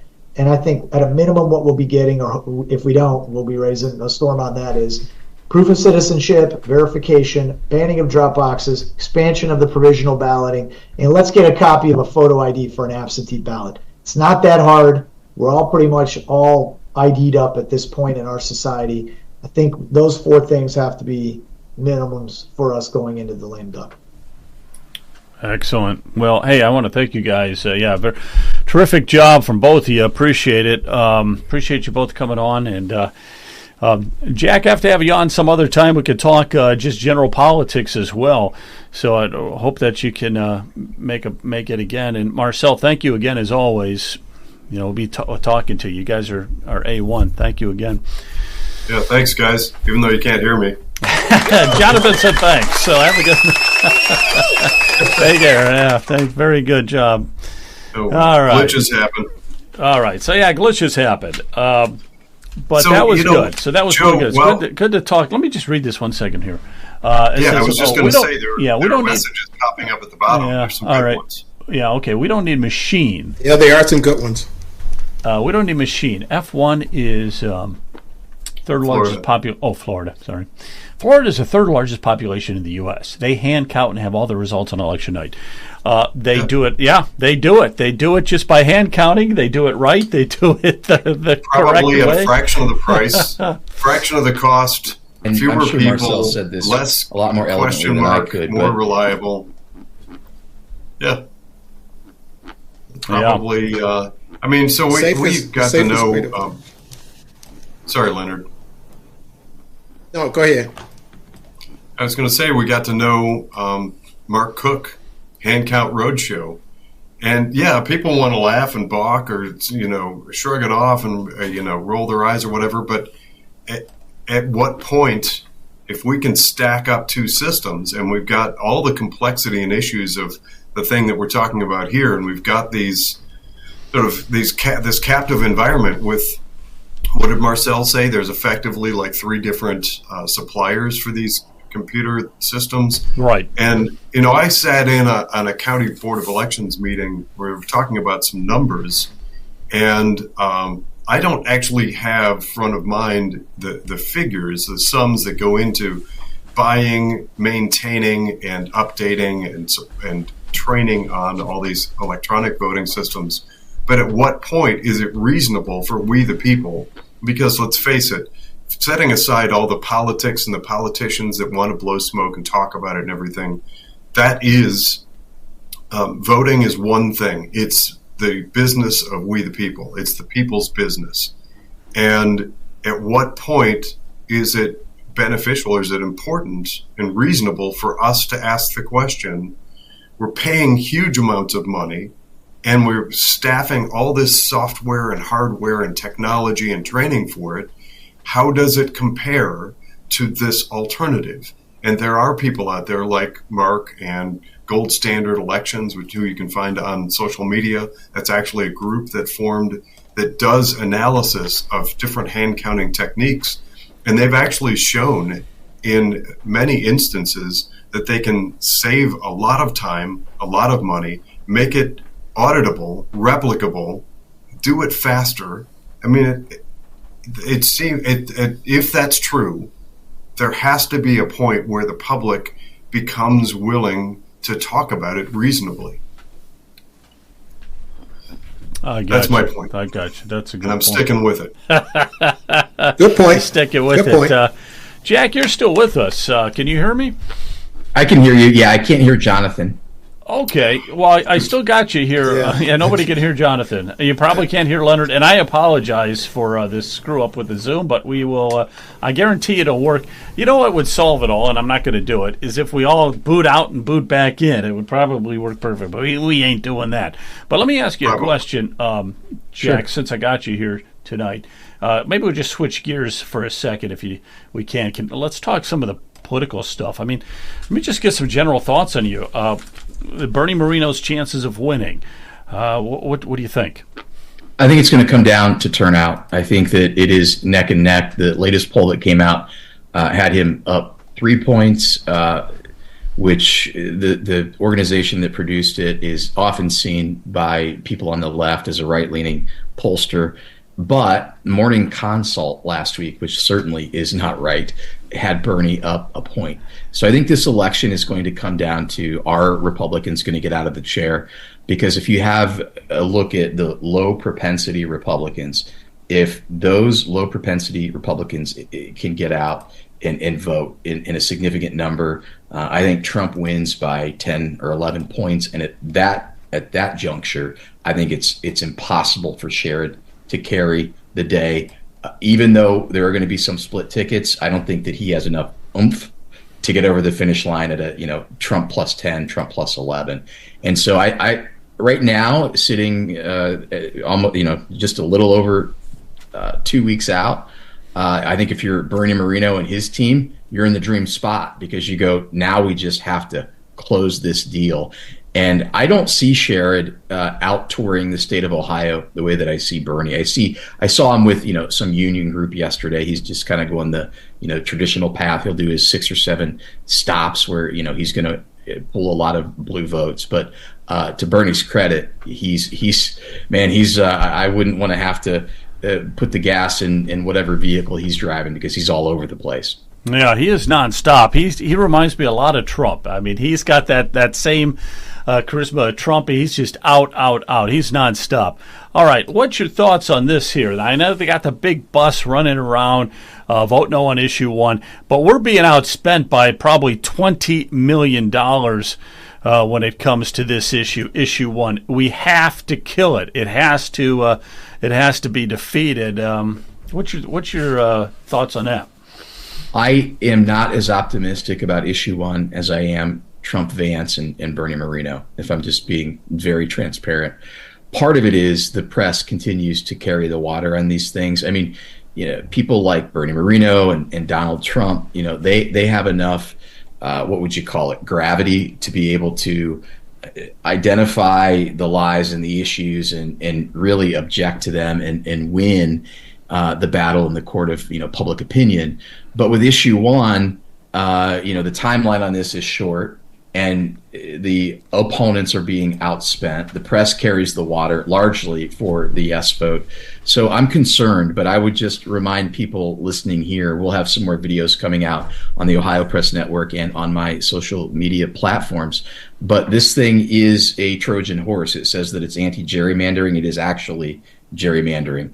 And as they say in politics, follow the money. The groups that support this are the Tides Foundation. The Tides Foundation is an ultra-left dark money group. They're actually financing the pro-Hamas protests on college campuses all around the country. George Soros, Hans-Jörg Wyss, who's the guy I wrote about last year, that resulted in the Ohio General Assembly passing a law saying that foreign nationals cannot contribute to ballot initiatives. Well, guess what? $6 million of his money found its way into here because he did it before the timeline and moratorium was put down. And then finally, look at what happened in Michigan with this. The same scheme was rolled out there, and a federal court last year ruled that the results of the outputs were unconstitutional. They violated the 14th Amendment to the U.S. Constitution because the maps were racially gerrymandered. Black voters brought the lawsuit because there in Detroit, their districts weaved out into white suburban districts and were advantageous for white Democrats. And so for those three reasons, and there's a myriad of others, I'm a strong no on issue 1, but I have concern that the message isn't getting out, and it's not getting out resoundingly enough, but we'll see. That is a lot of concern there, Jonathan, a lot of concern with issue 1. So I'm gonna let you guys ask a question. Concern. I'll just funnel it to him. Go ahead. All right. Well, I've shared that same concern, and starting months ago, my approach on issue 1 has been to get out and hit grassroots. I'm one of a handful of people all across the state that's been going to different county Republican parties, anywhere that'll have us to speak out against issue 1. And I view it as coalition warfare. And I don't know how much of this you want to relay to Jack. It's unfortunate he can't hear me. I'd love his feedback. But You're right. The approach we're taking, because we're getting very little from the Republican Party, is, I think, let me really throw that sign. at him. Yeah, that's an interesting question that I have as well. Is like what's your thoughts in the Republican Party? How much of the heavy lifting have they been doing with issue 1 in your opinion? Almost none.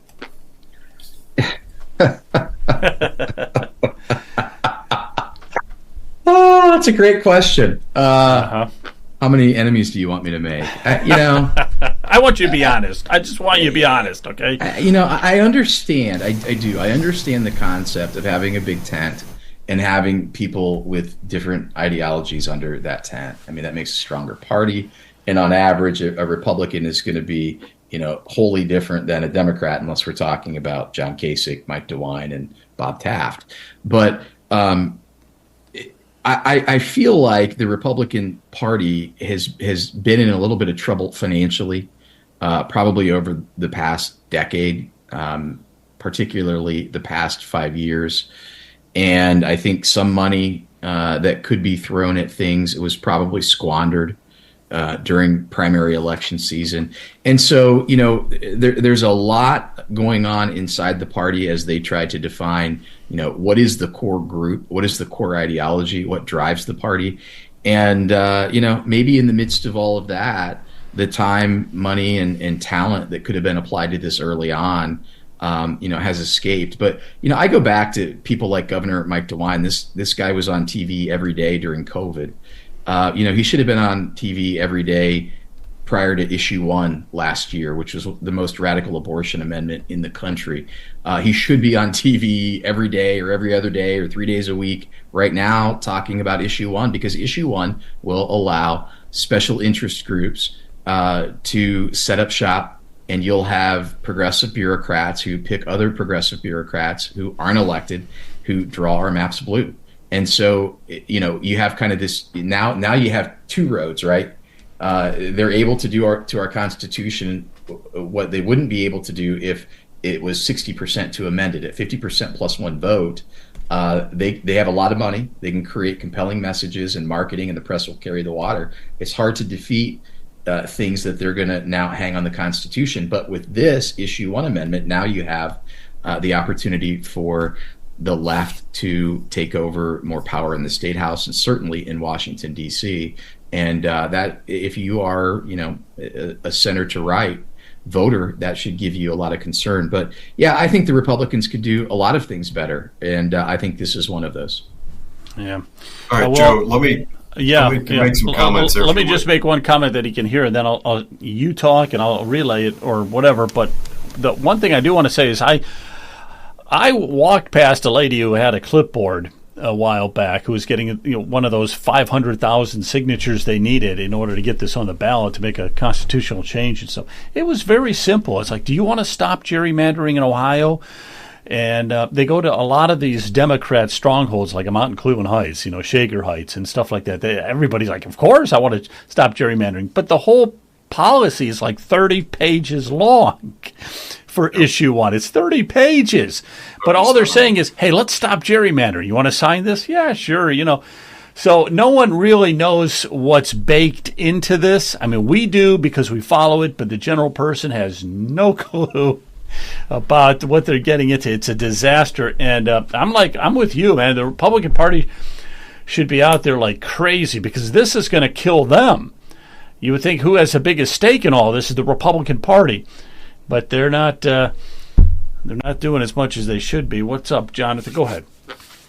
All right. So my position has remained unchanged from day one. I saw early on that the Republican Party wasn't going to do anything. I don't want to spend too much time. I appreciate Jack Windsor's input on where we stand with the Republican Party, but knowing that we should expect little to nothing from them in the state. Unfortunately, this go around on this issue, I hit the ground running, and a lot of other people did. And what we're doing, I think, stands the very real possibility of overpowering and usurping any power that big tent Republican Party might have dreamt of. What we're doing is extraordinary. We are hitting grassroots organizations all over Ohio. We've got tons of them. Spectacular, recurring meetings, clubs, groups, organizations, those groups that organize like the flag wave events and the boat parades and the driving Trump flag parades and all that stuff. We've been hitting all of them hard with the no on issue 1 messaging, and it's spread like crazy.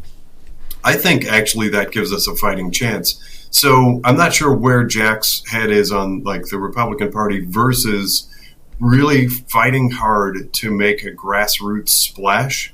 But from my perspective, I think we really have a good fighting chance. I'm hopeful, actually, because I see so much going on social media and all over these commercials that people are making. Like we saw Kirsten Hill and the Grassroots Freedom Initiative and all kinds of people are coming out of the woodwork to oppose issue 1.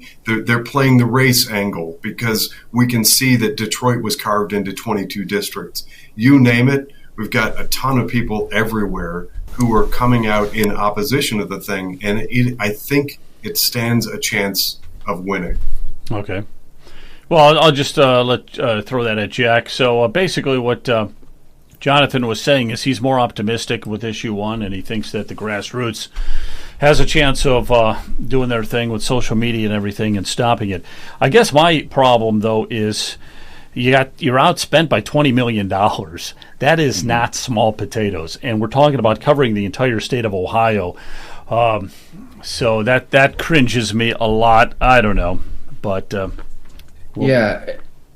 May I add something there? Go ahead. Yeah, I think it's important to know the playbook.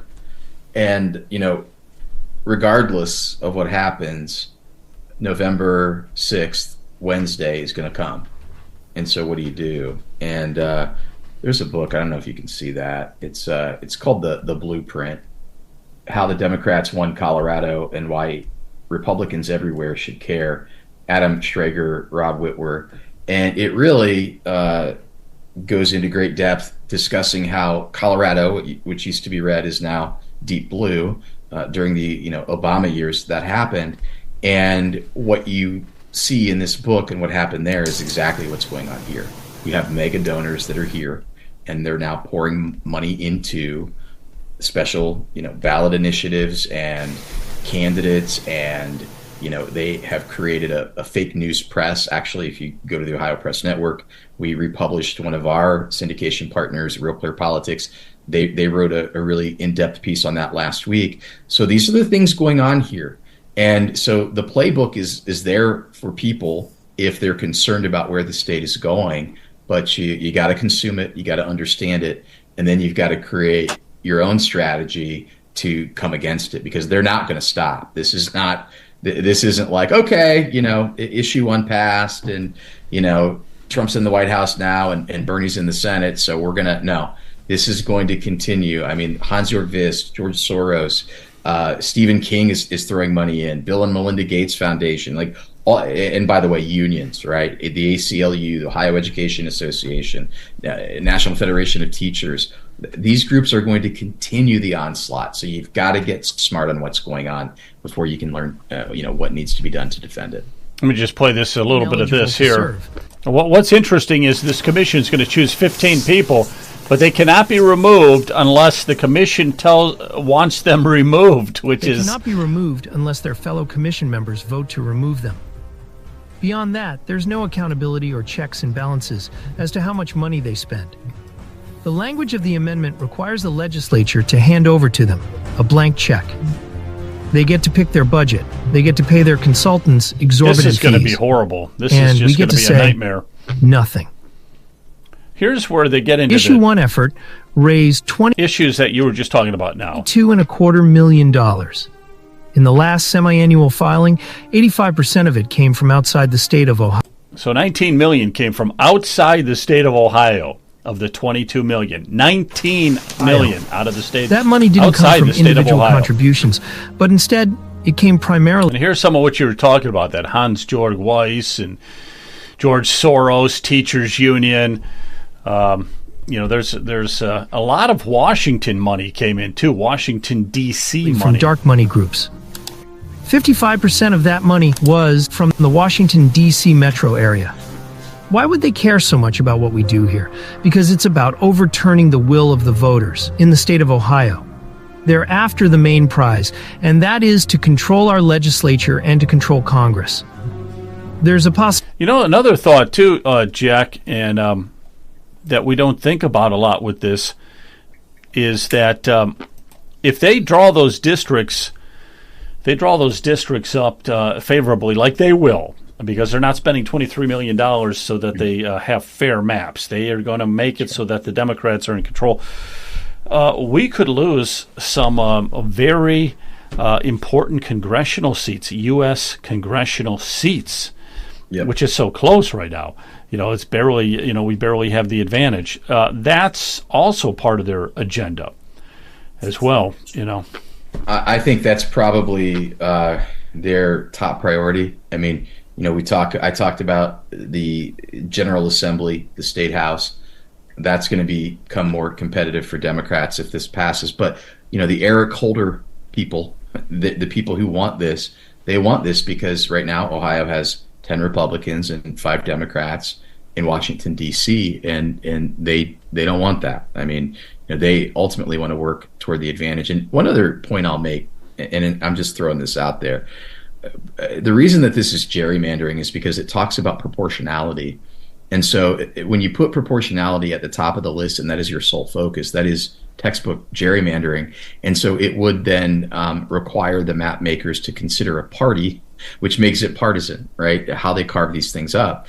So, but the question or the thing that gets said a lot is, well, Ohio has a supermajority and the voters don't really feel that way. And I just point back to Governor Mike DeWine, who beat Nan Whaley by about close to 63%. And I know this will resonate with many of the people watching and listening to this. DeWine probably would have won by 70% or more had he not perturbed Republicans with his awful and atrocious handling of COVID. And there were Republicans who said, I'll never vote for that guy again. And so, when you look at it, 66% of our congressional delegation is Republican. Well, DeWine won the race by about 63. I mean, it's about right, isn't it? It is about right. That is about right. Yeah, that's a good point. You want me to relay a question to Jack? We're kind of getting to the end here. No, I had to agree with him. I'm not as optimistic as Jonathan about what I see. And what is really interesting to me is, like I said, the Constitution was destroyed back in the 1700s, and we've just been moving along with it as a mob rule state. And what's interesting to me is that we're so far off from where we started. I don't even think anybody knows what normal looks like anymore. So we are really in a doozy in this state. And as far as Republican versus Democrat, you can call it what you want, but we're still getting the same thing over and over again. So that's my opinion. Well, that's a pretty good opinion.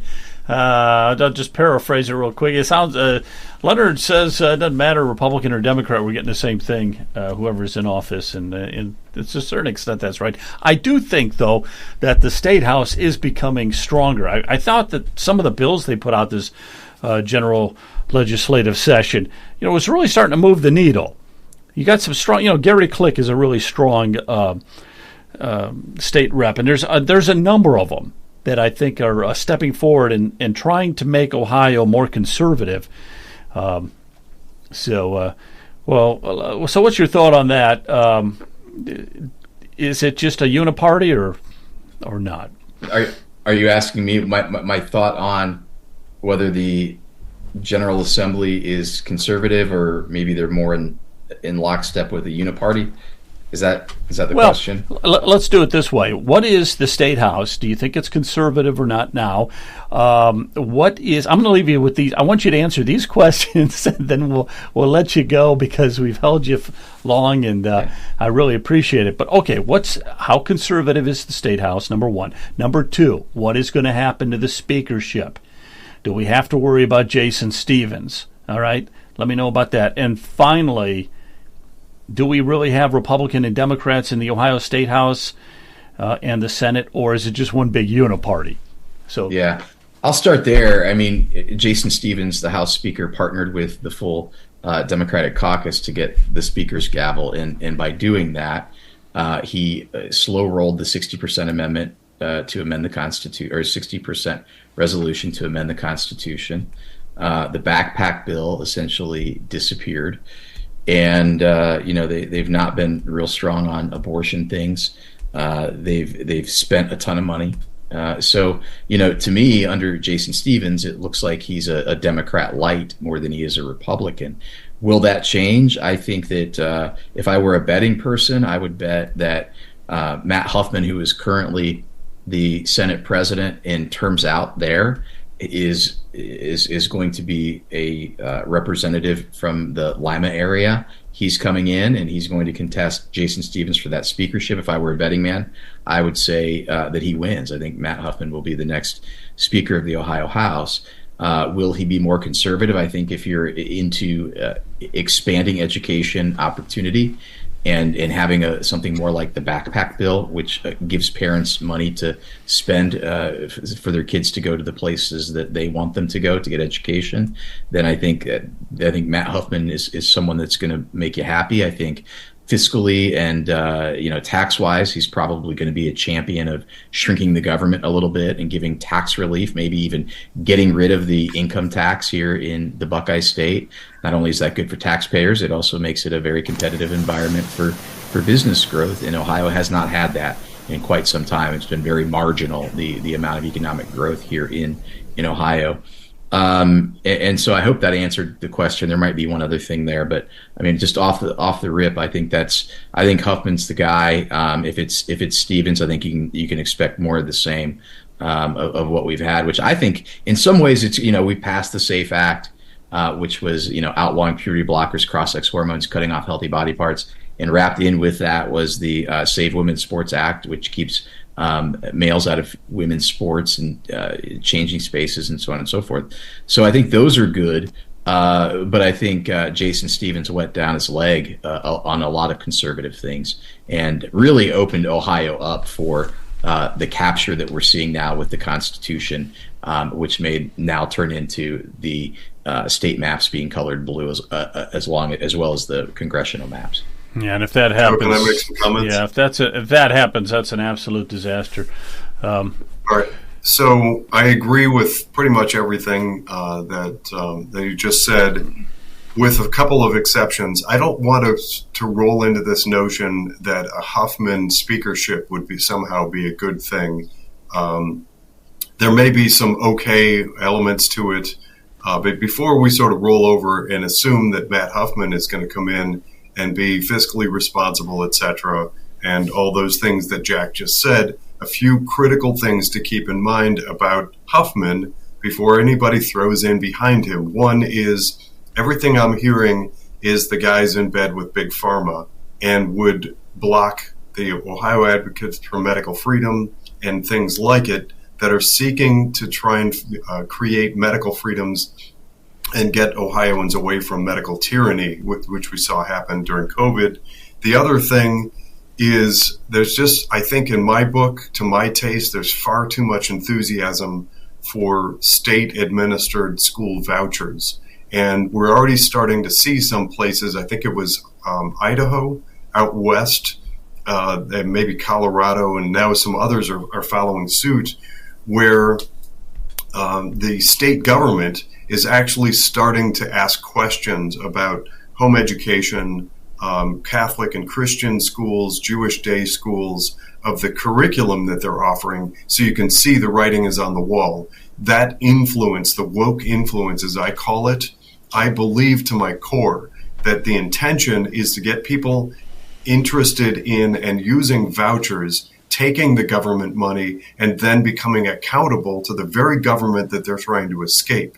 That's a major, major problem, and we can't keep going down this road allowing all the conversation to be all roses and rainbows about the voucher program. I've actually had conversations with the people who created the backpack bill. I've expressed that concern, and I continue to emphasize that.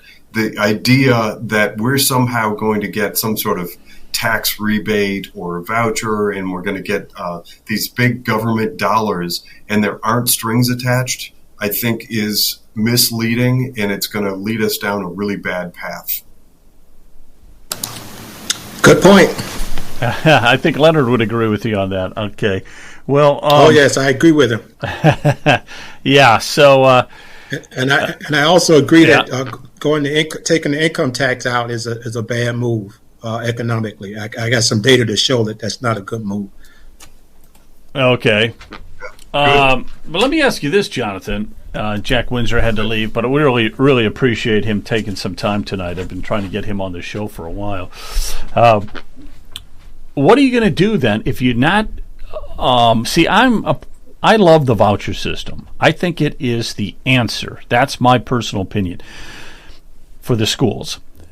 But you're saying it's not the answer. What would be the answer then? These property taxes are just killing us. Wouldn't you rather have vouchers in place of the property taxes? I know I would.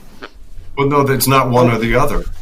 That's misleading on its face. The first thing is what we've allowed our school systems to lead us to, unfortunately, because they keep tugging at the heartstrings and effectively using children and people's grandchildren as hostages to bait and switch for generations, for decades now, with this notion of like, well, we can't quite do it and we're not as good as we could be because we don't have enough money and we need this new levy.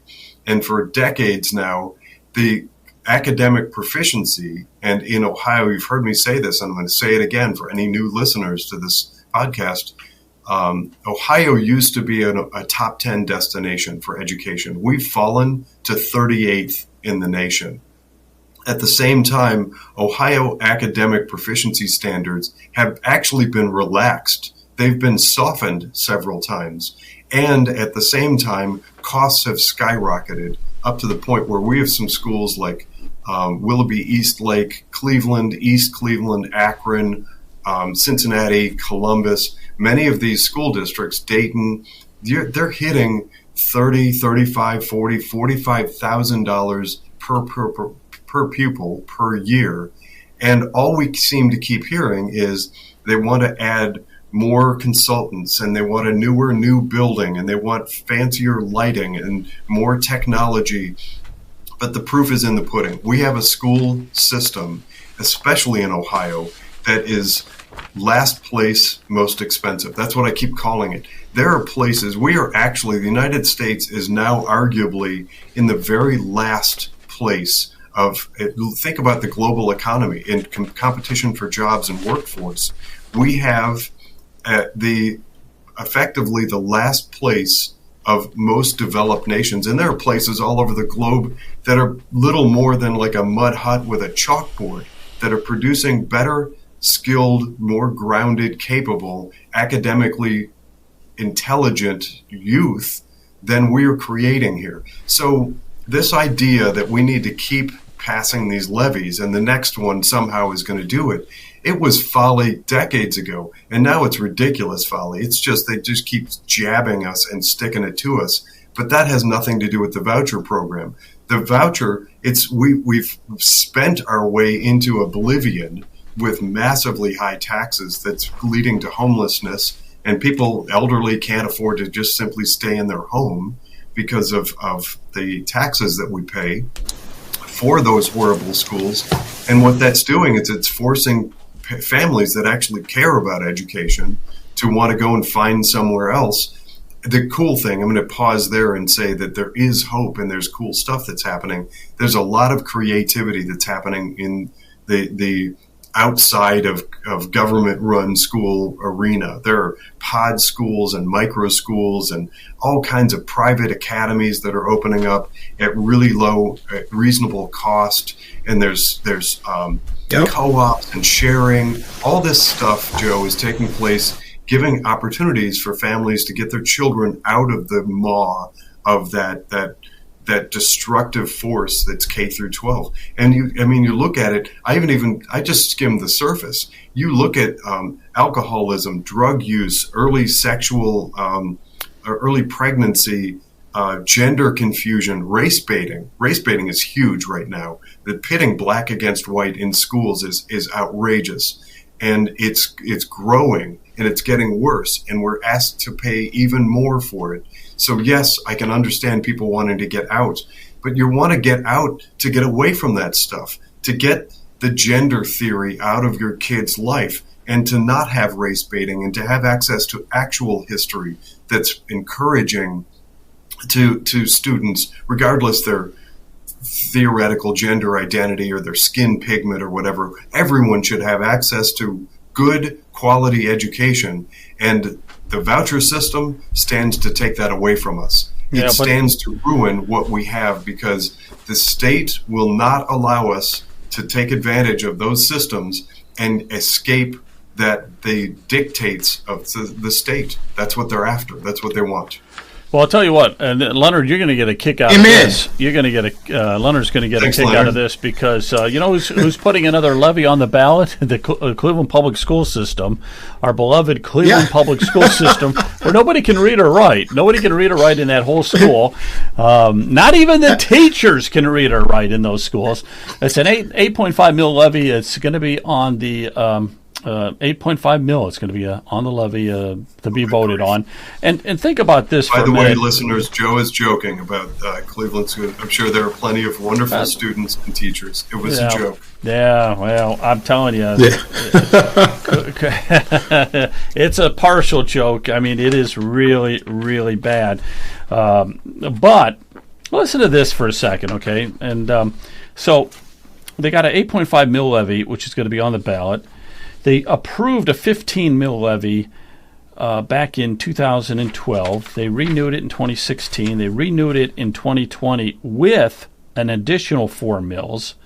And now they're hitting them with another 8.5 mils. I mean, these people that in Cleveland, I can't even imagine what their property taxes are going to be. But it's not helping, okay, guys? It's just not helping. They have their standards. Now, you laugh, but when I say they can't read or write, they're at the bottom 10% in the entire state, the Cleveland Public School System. Bottom 10%. Okay? Some of the worst performing schools in the entire country, and also in Ohio. Almost the worst in Ohio. But we're throwing more money at them. So is that the way to do it, Leonard? No, let me. I want to just kind of reflect on what Jonathan was saying. First of all, whenever you take government money, there's always going to be some strings attached to it, and you can't get around that. So to say that the voucher system is good, you're really kidding yourself. And then secondly, when you start talking about the reality of where we are as a society, we've grown to the point where we're expecting us to pay for governmental programs that are not even really benefiting us. So the whole thing is just totally out of whack. And it's really amazing to me when people are talking about eliminating the income tax. But to me, your bigger lever would be the property tax. You want to talk about an economic boom, I could show you some data that'll really take you over the edge to show you that you can create an economic boom by driving ownership. And when you do that, guess what? The place will naturally take off. But the very thing that we're trying to do, playing around with peanuts, is not going to make a hill of beans of difference. And in fact, you're just going to transfer it to somewhere else. That's all you're going to do. So that's my 2 cents.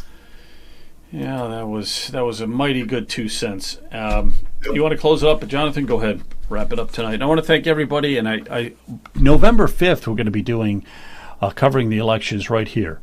We're going to be covering the elections November 5th, and it's going to be a doozy. And we are live streaming. We're going to have a cast of thousands. Jonathan, you'll probably be here. Leonard, you'll probably be here. We'll have some others. But, boy, what an important election coming up November 5th. But if you want the Ohio races covered, we're going to be doing it. Of course, we'll cover the national stuff, too, of course, and even things like Kerry Lake out in Arizona. But we are really going to be hitting hard and heavy here in Ohio and looking at all that in Issue 1. So it'll be a fun night. And it's always been, every time we've done one of these election night coverages, it's always been our most watched program by far. By far. Nothing even comes close. So, all right. Hey, Joe, before you let Jonathan close, I just want to make one comment. I'll be working the polls election night, so my whole night is going to be tied up at the polls. And the other thing is that I know a lot of the counties are doing things differently, but we were trained to look at the license for the citizenship status, and also we have the ability to contest something if we see something we don't like and drive someone to vote provisional. So different counties can do that. You don't have to go to the Secretary of State for that. You could just say, hey, if you have some concerns as a person that's working the polls, I can say I have some concerns about this, and I can raise a flag. So it really goes back to people individually looking at this, because if you swore an oath to protect that process, guess what? That's serious business. And remember to wear your Trump hat when you go in there, too, for election night, okay? And have that cardboard cutout of Trump sitting right next to you. And if a Democrat, any Democrat, tries to vote, contest it immediately. All right. That sounds like what they do to us on social media.